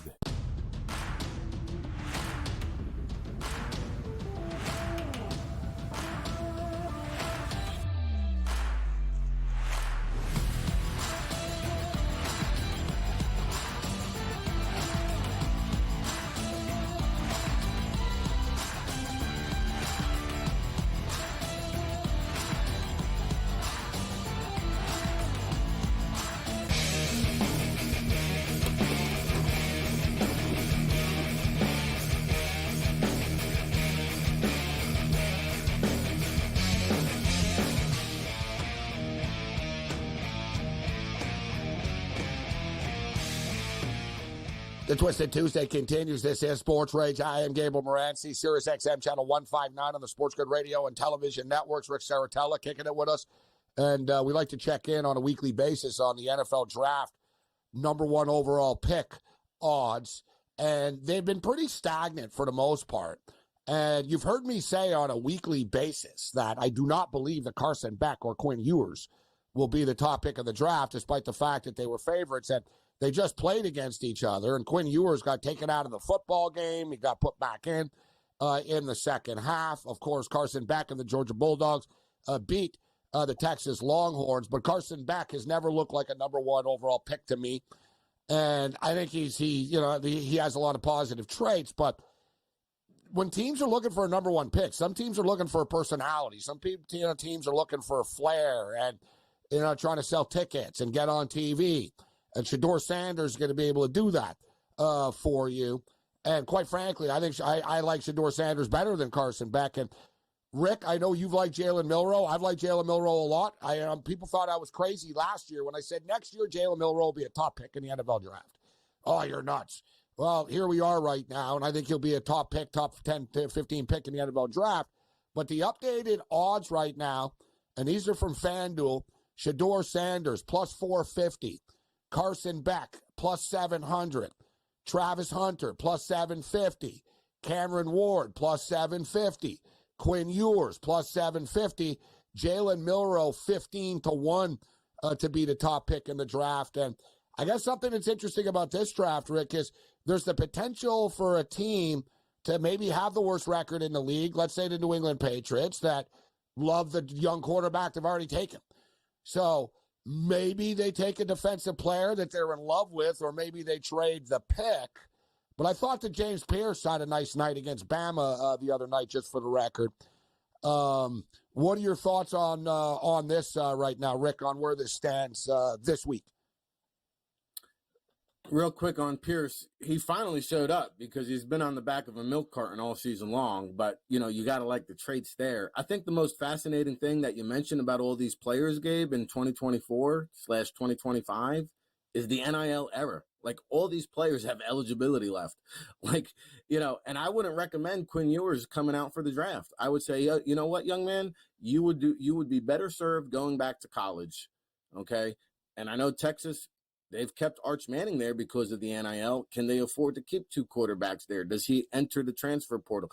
Does Colorado in prime want to get another year out of Shedeur and woo him back with, money that could pretty much, we talked about it last year. Marvin Harrison was getting upwards of over $20 million in NIL offers to come back. I think that's the X factor. I think when you talk about the number one overall draft pick, Carson Beck is not the answer. He's already thrown. He's thrown at least 2 interceptions now, I think, in each of the last 3 games. His decision-making, never mind the personality, but the on-field performance, I believe, has kind of knocked him even out of the top 10 contention. You can't unteach that either. Interceptions. That's right. It's the one thing. Daniel Jones. That's right. You can't unteach it. Jones. If you, and I learned that, who taught me that? I picked it up. He didn't teach it me personally, but Mike Mayock. I never forget. I was watching Mike Mayock broke down Blake Bortles coming out of UCF, and I was watching him do a video and watching Blake Bortles. And he goes, all these people call him Ben Roethlisberger. He goes, this is what I see. And he had like 12 interceptions in a row.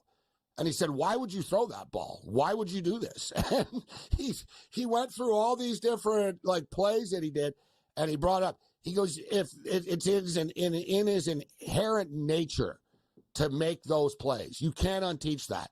And Rick, you can teach accuracy. You can teach footwork, right? You can teach. There's a lot of skills that quarterbacks might not have coming out of college that you can teach.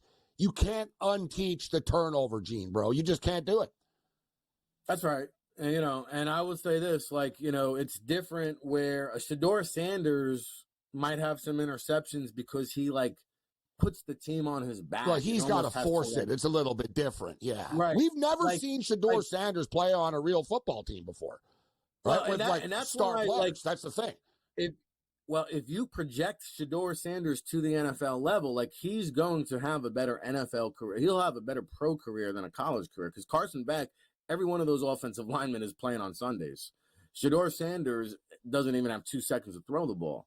And that's why, to me, I don't know how anybody sees a better quarterback out there than Cam Ward. Did you see that play, Cam Ward, when he rolled out and just flicked the ball 50 yards downfield in the back end corner of the end zone like it was nothing? That's the rare throws that makes you go, whoa. That you can't teach. You either have it or you don't. Well, he's got the it factor. There's no disputing it. There's no, and that's why I said to me, and I said it last week, guys, and I'm going to save these shows and write it down. I'm going to tweet it out and hit the like button and I pop it up in the future. But I'm telling you guys, come NFL draft time, the debate is going to be Shedeur or Cam Ward, and I don't know. I would go Cam Ward personally. Like I could see Cam Ward being the number one pick. Well, and when you're talking the number one pick, I want to keep Travis Hunter. You know, I had a scout over. That's a great thing. Sorry, Rick. Let me just throw this. What if it's the Patriots and they say, you know what?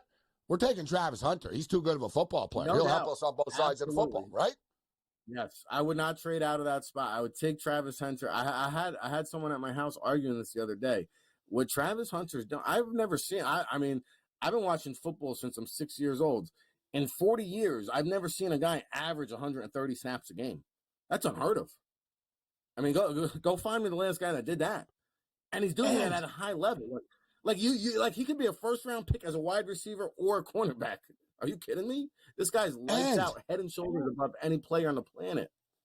And I tell you what, there was a play that he made the other night. I watched all the Colorados. You know, it's funny, a lot of people are anti-Colorado. I've been betting on them, and no one likes them, and they keep winning. So it's like, okay, I know they didn't beat K-State, but you know what? They've only lost 2 games this year, and they're playing pretty good football, actually, this football team. But he also blocks, bro. You know what I mean? Like, he's a football player. You know what I mean? Well, there was a play, man, and, like, he came flying in, and he got in people's way, and he was, like, pushing and shoving, and, like, he just competes on both sides of the ball on every play. It's crazy. Rick Saratella in the house with us.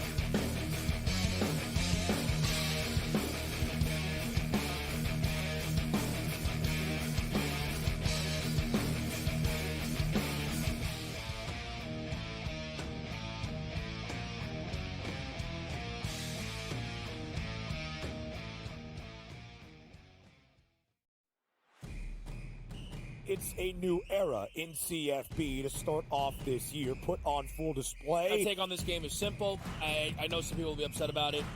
Good riddance to the Pac-12. Can you do it in terms of the week to week to week? I don't see a pathway for this team to miss the college football playoffs. We want to make sure you have those best bets in the entirety of our betting cards. That was again! But he had that program was only going there! Only on SportsGrid.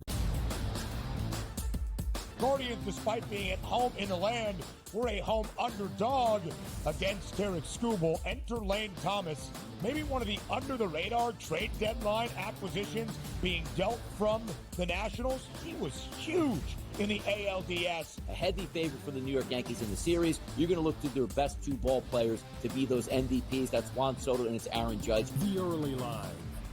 Only on SportsGrid.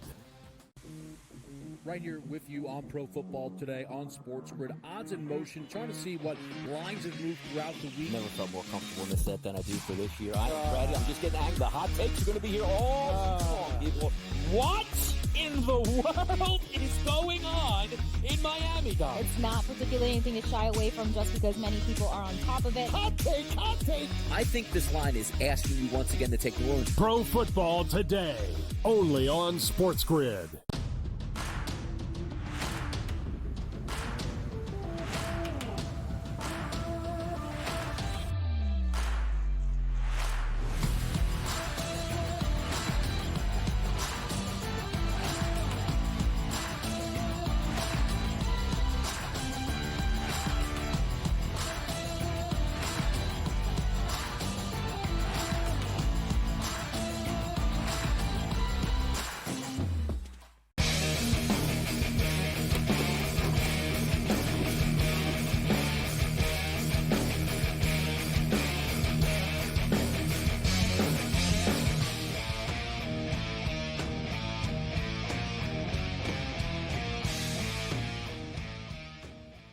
Thanks to Rick Saratella for kicking with us on the program. This is SportsRage. I am Gabriel Morency, Sirius XM Channel 159. SportsGrid Radio and Television Network. The second half has begun at the Crypt in Los Angeles. The Lakers are rolling. It's 59-44 right now. 10 minutes left in the third quarter of play. Second half just started. It's 59-44 for the Los Angeles Lakers. In-game total is 210.5 right now. So off the original pace of 221.5, 222. Lakers are currently laying 9.5 points in this game, minus 900 on the money line in J.J. Redick's first game. NHL hockey. The Carolina Panthers have tied the game with the Edmonton Oilers. We're now tied at 2 in Edmonton, and we're late in this game. There's only about a minute left, so we could be going to overtime soon. The Ottawa Senators are cruising. They're up 4-0 on Utah, still laying that 4.5 right now. Pittsburgh and Calgary are at the intermission right now, going into the third period. They're tied at 1. I asked McInnes for a pick earlier, and he didn't have one. He avoided the question and went on to another game. So I'll give you a pick here. Give me the Calgary Flames to win this game. It's 1-1. He said they're overachieving. I look at it like, well, I don't know, they're hot, and they're at home, and it's a pick 'em right now. So, and everything's been going the Flames' way. They've been good in overtime. They've won games late. They've won in overtime. So I'll ride the wave. It's minus 115. Give me the Calgary Flames, minus 115. The Sharks and Ducks are still scoreless. Early in the second period of play, they're scoreless. And the Kings and Vegas Knights finally just dropped the puck. Real late start tonight for people on the East Coast, but we played 3 minutes in Vegas only so far the first period. And me and Cam are both on the LA Kings, plus 105 in this game. All right, Cam, so the Zozo Championship, golf never stops, but a lot of the big-name PGA players are playing in this event in Japan, including Hideki Matsuyama. Xander is Xander's favorite. Colin Morikawa is the second choice. Hideki Matsuyama is the third choice. Sung Jae Im 12-1. Sahith Theegala 17. Justin Thomas 22. Kitayama. So it's an impressive field. Will Zalatoris is playing 37-1. Will Zalatoris. My boy Seamus Power 50-1. Who do you have in the Zozo Championship? Good call, Morency. Yeah, Kitayama's playing really, really good golf right now. For everybody, Colin Morikawa won last year. He plays great at this course. And we have a couple interesting picks at over 100-1. I'll explain the Kensei Harada pick. He's the top player in the Japanese Tour, and it's in his debut on this course, finished 6th in the tournament. So Kurt Kitayama last week, another top 10 for him, 27-1. The UNLV grad playing great. He's in great form. Very short course, and he does things well, as in ball striking. It's about the putter for him. If he's putting average, he could be right in the mix. Dougie Gabe, the Gim Reaper, played great last week. Almost got his first win on tour. We've been taking him top 10 machine. He finished 2nd in that tournament. So Gim is playing great golf. Rico Hoey, the Filipino sensation, at 66-1. Very familiar with these parts. K.H. Lee not getting any respect at 70-1. That's crazy. Harada, as I told you, the best player in Japan, 110-1. And C.T. Pots and Pans, 140-1, Gabe. This guy won a bronze medal. Remember when they were overseas, too. So let's take a look here. That's a great price. So those are my picks right now. Justin Thomas in the mix. Schauffele's back, Gabe. Everybody but Scheffler playing this week. I do think that Kurt Kitayama is worth definitely a top 20 play in this tournament. I think it's going to be one of the chalkier players that wins.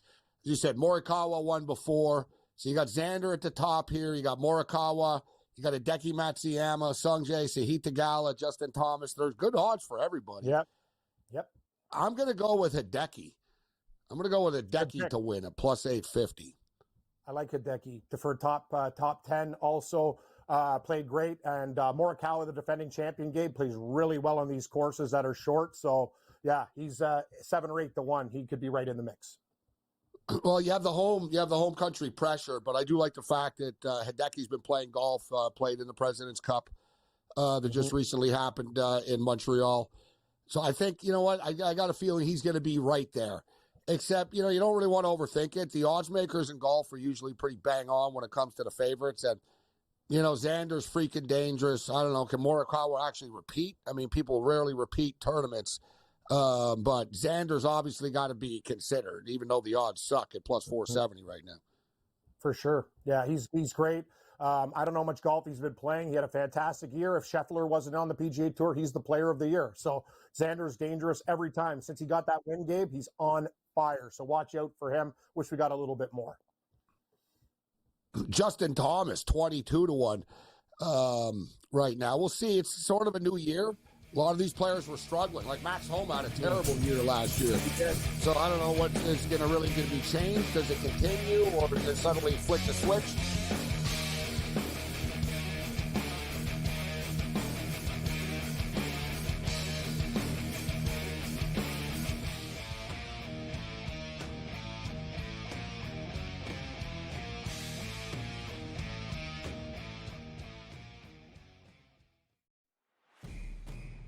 It's a new era in CFB to start off this year, put on full display. My take on this game is simple. I know some people will be upset about it. Good riddance to the Pac-12. Can you do it in terms of the week to week to week?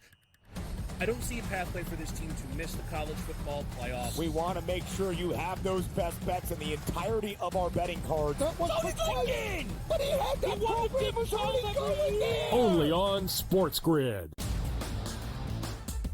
Guardians, despite being at home in the land, were a home underdog against Tarek Skubal. Enter Lane Thomas, maybe one of the under-the-radar trade deadline acquisitions being dealt from the Nationals. He was huge in the ALDS. A heavy favorite for the New York Yankees in the series. You're going to look to their best two ball players to be those MVPs. That's Juan Soto and it's Aaron Judge. The early line. Only on SportsGrid. Right here with you on Pro Football Today on SportsGrid. Odds in motion, trying to see what lines have moved throughout the week. Never felt more comfortable in this set than I do for this year. I'm ready. I'm just getting angry. The hot takes are going to be here all long, people. What in the world is going on in Miami, guys? It's not particularly anything to shy away from just because many people are on top of it. Hot take, hot take. I think this line is asking you once again to take the room. Pro Football Today. Only on SportsGrid.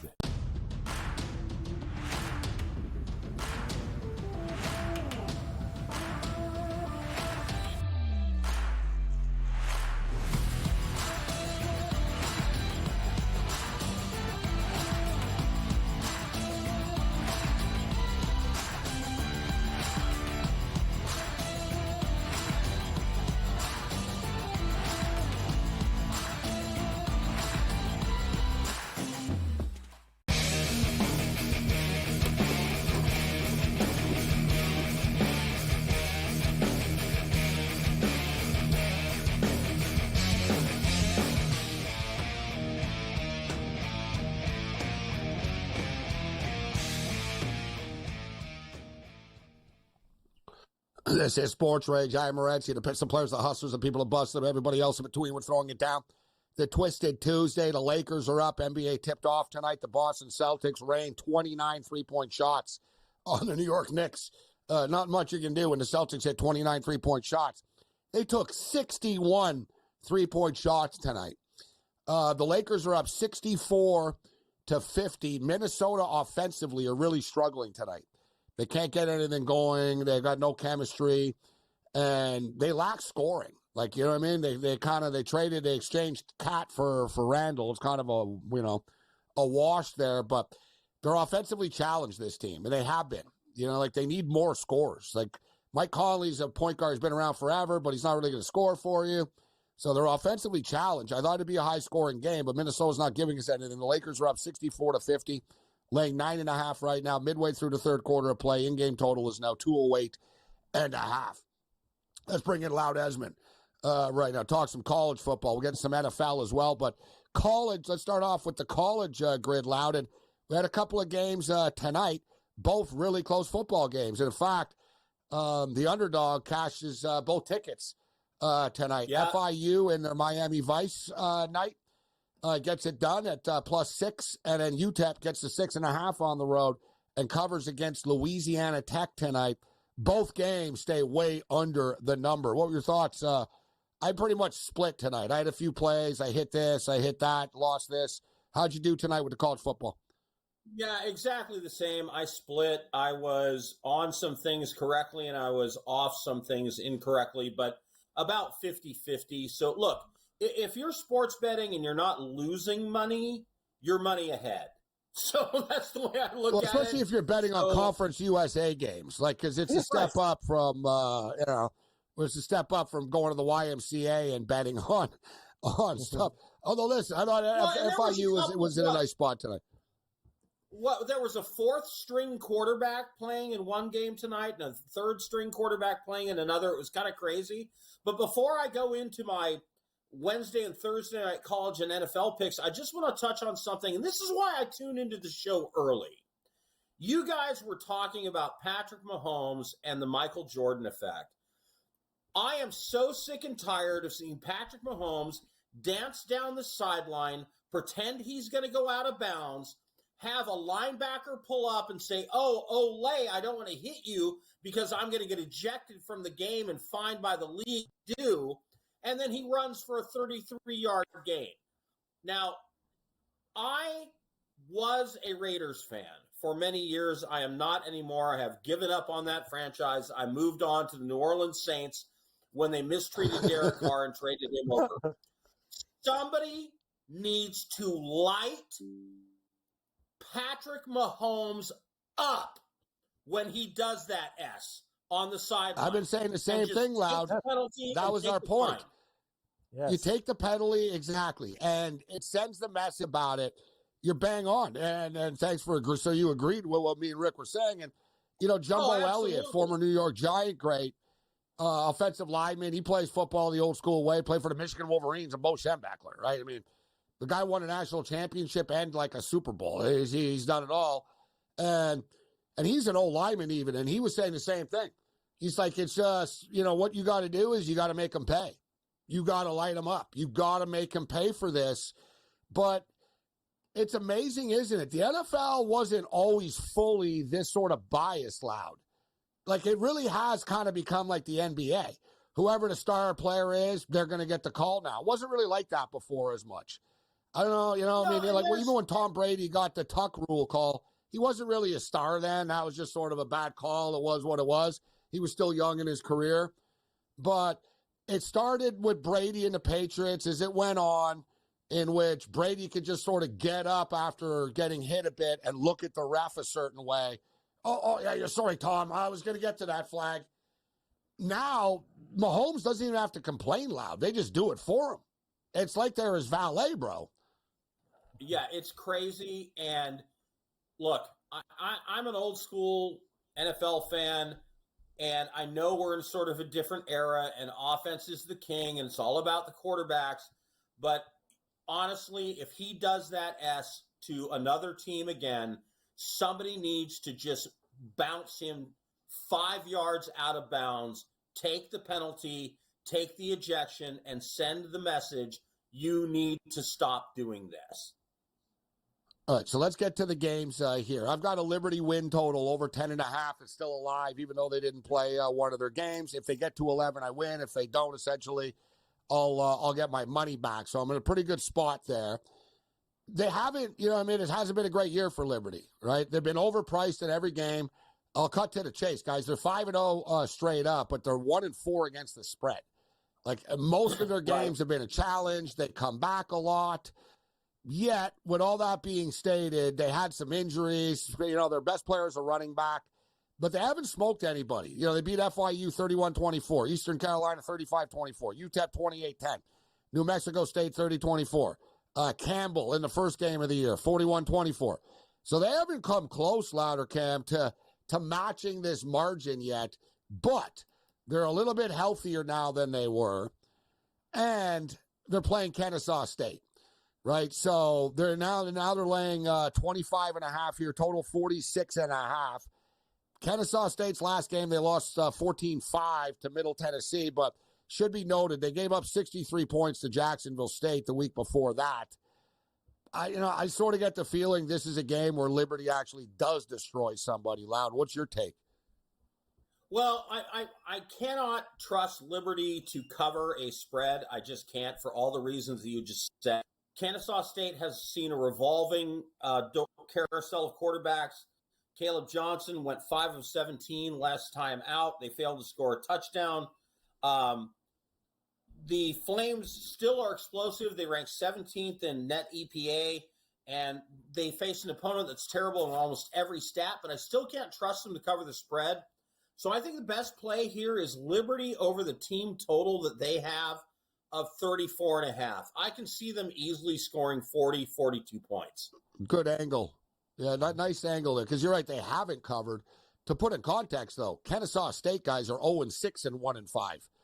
So they're not covering either, even though they lose all the time. A lot of times teams will lose, but they actually cover the spread every now and then. Kennesaw State really haven't.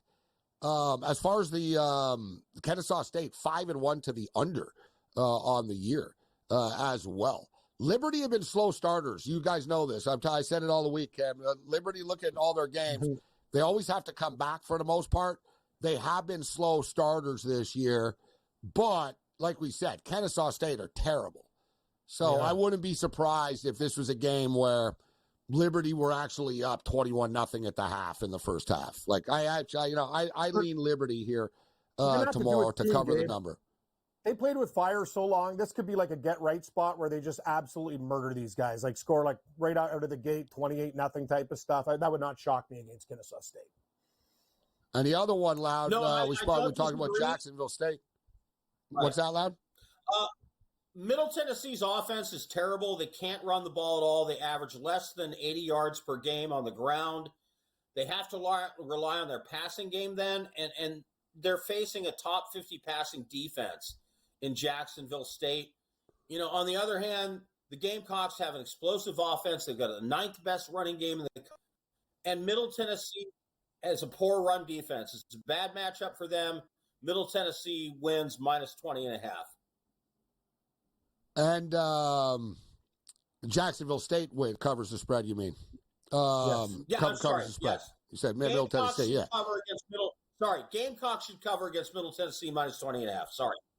And one thing with Jacksonville State is they run the score up on it. Like, they won't let up. They've scored 44, 63, and 54 in the last 3 games.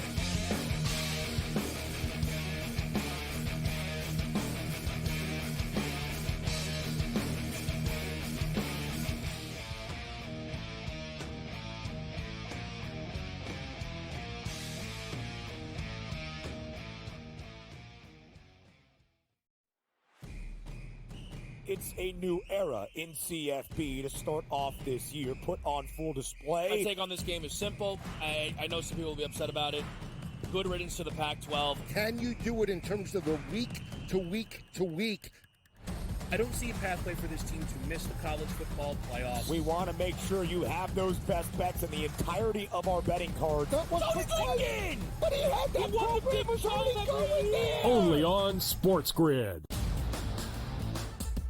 Guardians, despite being at home in the land, were a home underdog against Tarek Skubal. Enter Lane Thomas, maybe one of the under-the-radar trade deadline acquisitions being dealt from the Nationals. He was huge in the ALDS. A heavy favorite for the New York Yankees in the series. You're going to look to their best 2 ball players to be those MVPs. That's Juan Soto and it's Aaron Judge. The early line. Only on SportsGrid. Right here with you on Pro Football Today on SportsGrid. Odds in motion, trying to see what lines have moved throughout the week. Never felt more comfortable in this set than I do for this year. I'm ready. I'm just getting angry. The hot takes are going to be here all long. What in the world is going on in Miami, guys? It's not particularly anything to shy away from just because many people are on top of it. Hot take, hot take. I think this line is asking you once again to take New Orleans. Pro Football Today, only on SportsGrid.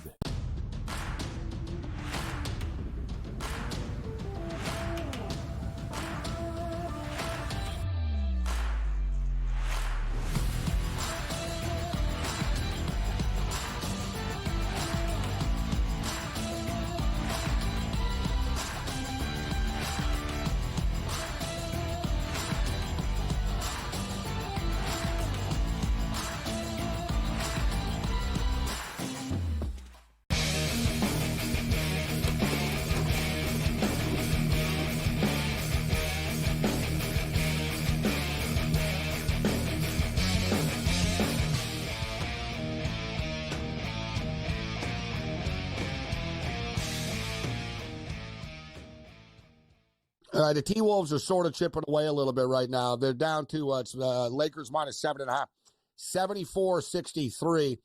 The total is just stuck in the mid-200s. It's at 209.5 right now. So it's 74-63. It's kind of late in the third quarter of play, actually, too. So there's only 3 minutes left in the third quarter of play. And for the record, Bronny James has gotten on the court. And Ken Griffey Sr. and Jr. are there. It's pretty cool, actually, because they were the first, the father and son duo, and they to play together, play at the same time. And now you have the James family here. I want to see what I just saw a tweet too earlier tonight from a well-respected odds maker who said that they got smashed tonight with Bronny James props over 0.5 points. So will Bronny James score a basket? And he's played 3 minutes tonight. He's actually taken 2 shots. So, but he missed. He's taken he took a 3 and he missed, and he took another shot and he missed. So he's got 0 points. But yeah, they were vulnerable to that tonight.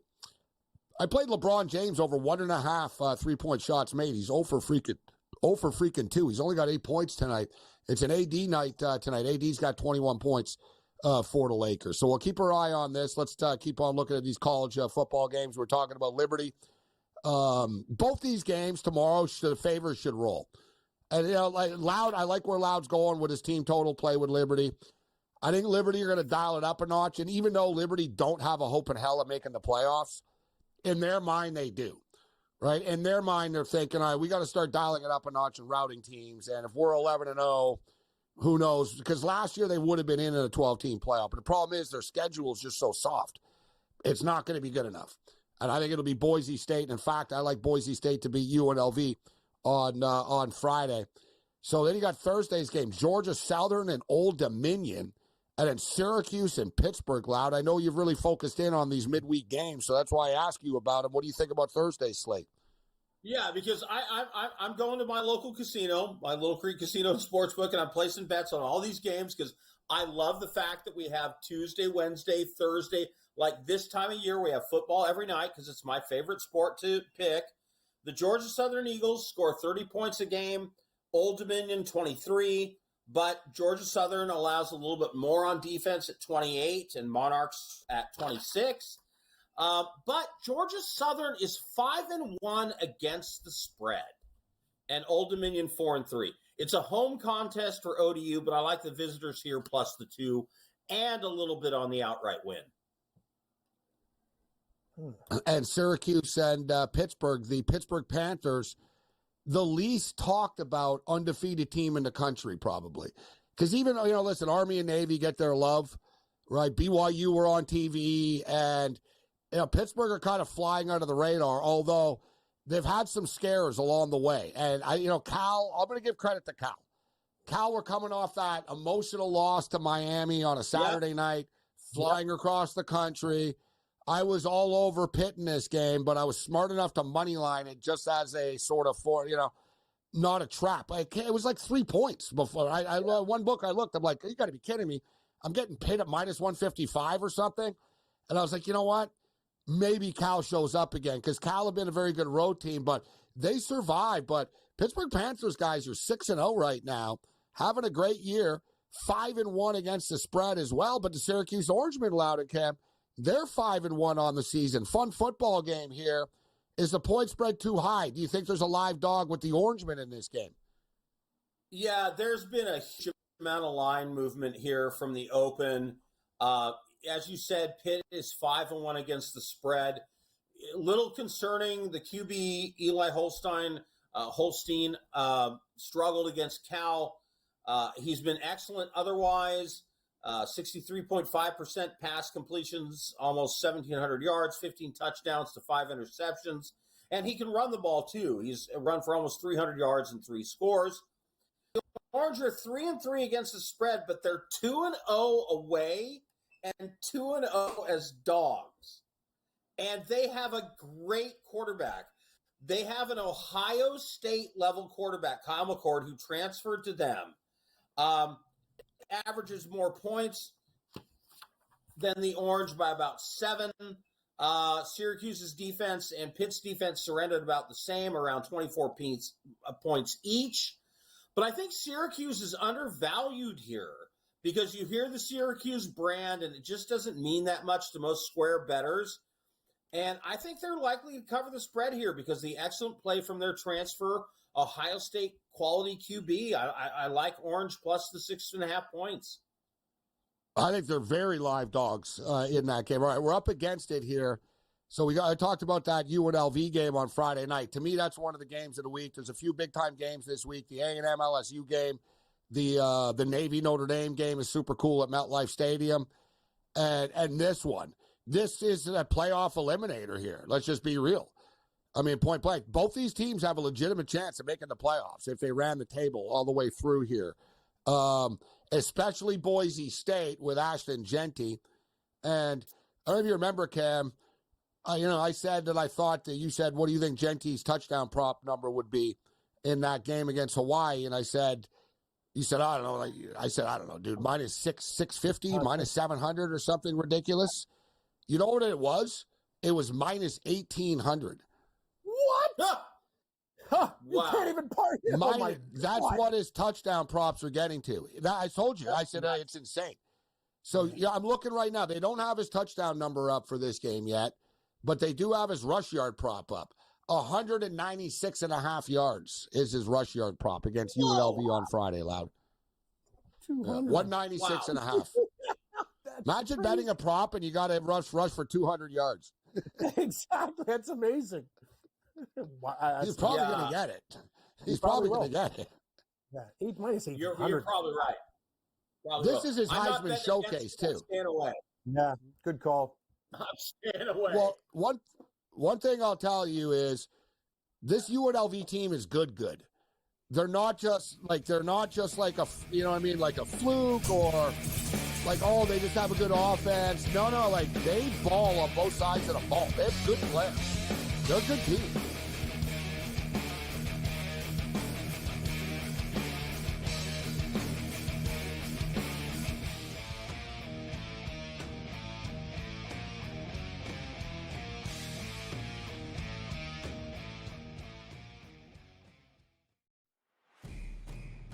It's a new era in CFB to start off this year, put on full display. My take on this game is simple. I know some people will be upset about it. Good riddance to the Pac-12. Can you do it in terms of the week to week to week?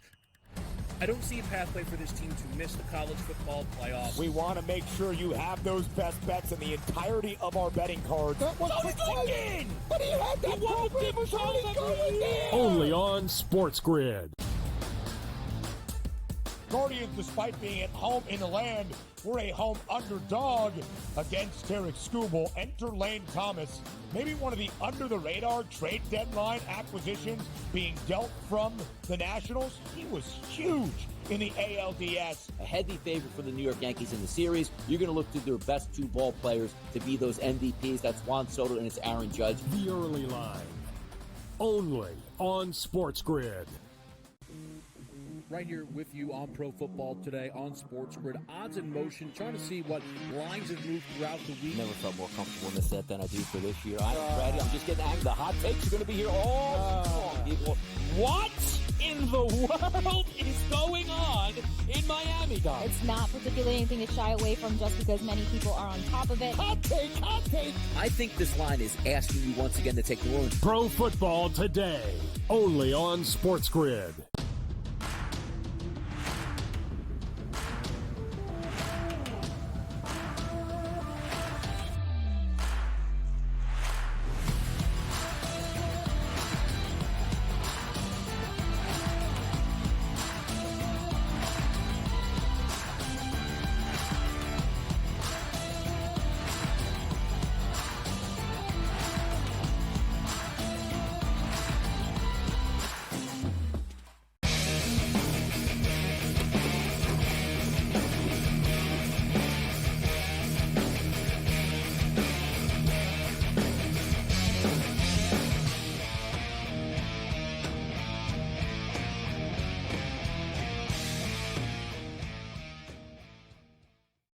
So as we've been saying all week, L.A. really is the sports capital of the world this week. And speaking of which, it's not going so well right now for the L.A. Kings. No. They're losing 3-0 to the Vegas Golden Knights. Vegas exploding out of the gate. Good call by McKinnon so far. 1-0 Ducks over the Sharks. 2-2 Penguins and Flames. But LA is the place to be. NBA season starts. The Lakers playing tonight. The Lakers are hosting the Phoenix Suns on Friday night. Rutgers is at USC on Friday night. And, there's a pretty big baseball game in Los Angeles on Friday night as well. What, there's baseball? There's a little series still to come, Loud. And okay, good. People always see these videos online, especially at like Rams games, Raiders games, like LA sports a lot. You see crazy fights, and people are like, "Oh my God, it's crazy!" And all these people are so violent. I go to I've lived in LA. I go to LA games all the time. It's only people that want to fight, really. Like, you know what I mean? Your chances are very low. You're not getting sucker punched. Like, if you want to mouth off in the parking lot in Dodger Stadium, somebody will fight if you want to fight. But if you're minding your own business, even wearing other jerseys and stuff, like, there's some fun smack talk. But we see, like, all-out brawls with Raider fans and Rams fans and everything. This is the power of the Dodgers, people. This was at the Raiders-Rams game. After the game.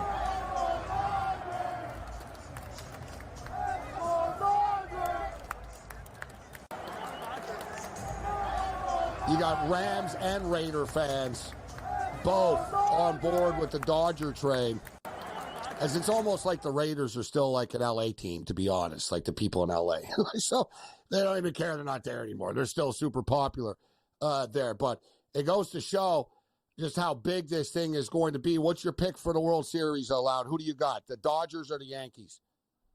Well, do you notice in the chant that there's no D or G in Dodgers? It's Doyeerrs. Doyers. Just pointing that out. I am going with the Dodgers for the Hideki Matsui, and also my longtime producer of my radio show and one of my best friends is a huge Dodgers fan. So just emotionally, I'm going to go with them. Cam, what's your pick? Dodgers or Yankees? Dodgers in 6. I like the Dodgers. I think they're going to get it done. And Loud, what do you got for the Rams and the Vikings game tomorrow? We got about a minute here. All right, Rams open 2.5 now. Vikings minus 2.5. They allowed a lousy Raiders team to hang around. We're not really sure. Puka Nacua is not going to be there. Cooper Kupp, it looks like, might be, but then there's trade talk around him. We really don't know a lot that's going on with the Rams. The Vikings, they did lose to the Lions. I like them to bounce back here and cover in this game. And then Louisville, Boston College, just the other college game I was going to pick. BC started out covering. They haven't covered in their last 4, but I like them to cover here. Louisville is 0-2 against the spread after a loss. They're 1-1 on the road against the spread, and they're 0-1 as a road favorite. So my last 2 picks, Vikings and the Boston College Eagles. One thing, and I brought this up earlier for people for Thursday Night Football, 20 times teams from the Central or Eastern time zone have played on Thursday Night Football on the West Coast over the years. Only 4 of them have won outright. So just for the record, only 4 teams have won outright in this spot before. And ironically enough, 2 of them were Aaron Rodgers with the Green Bay Packers. Yeah.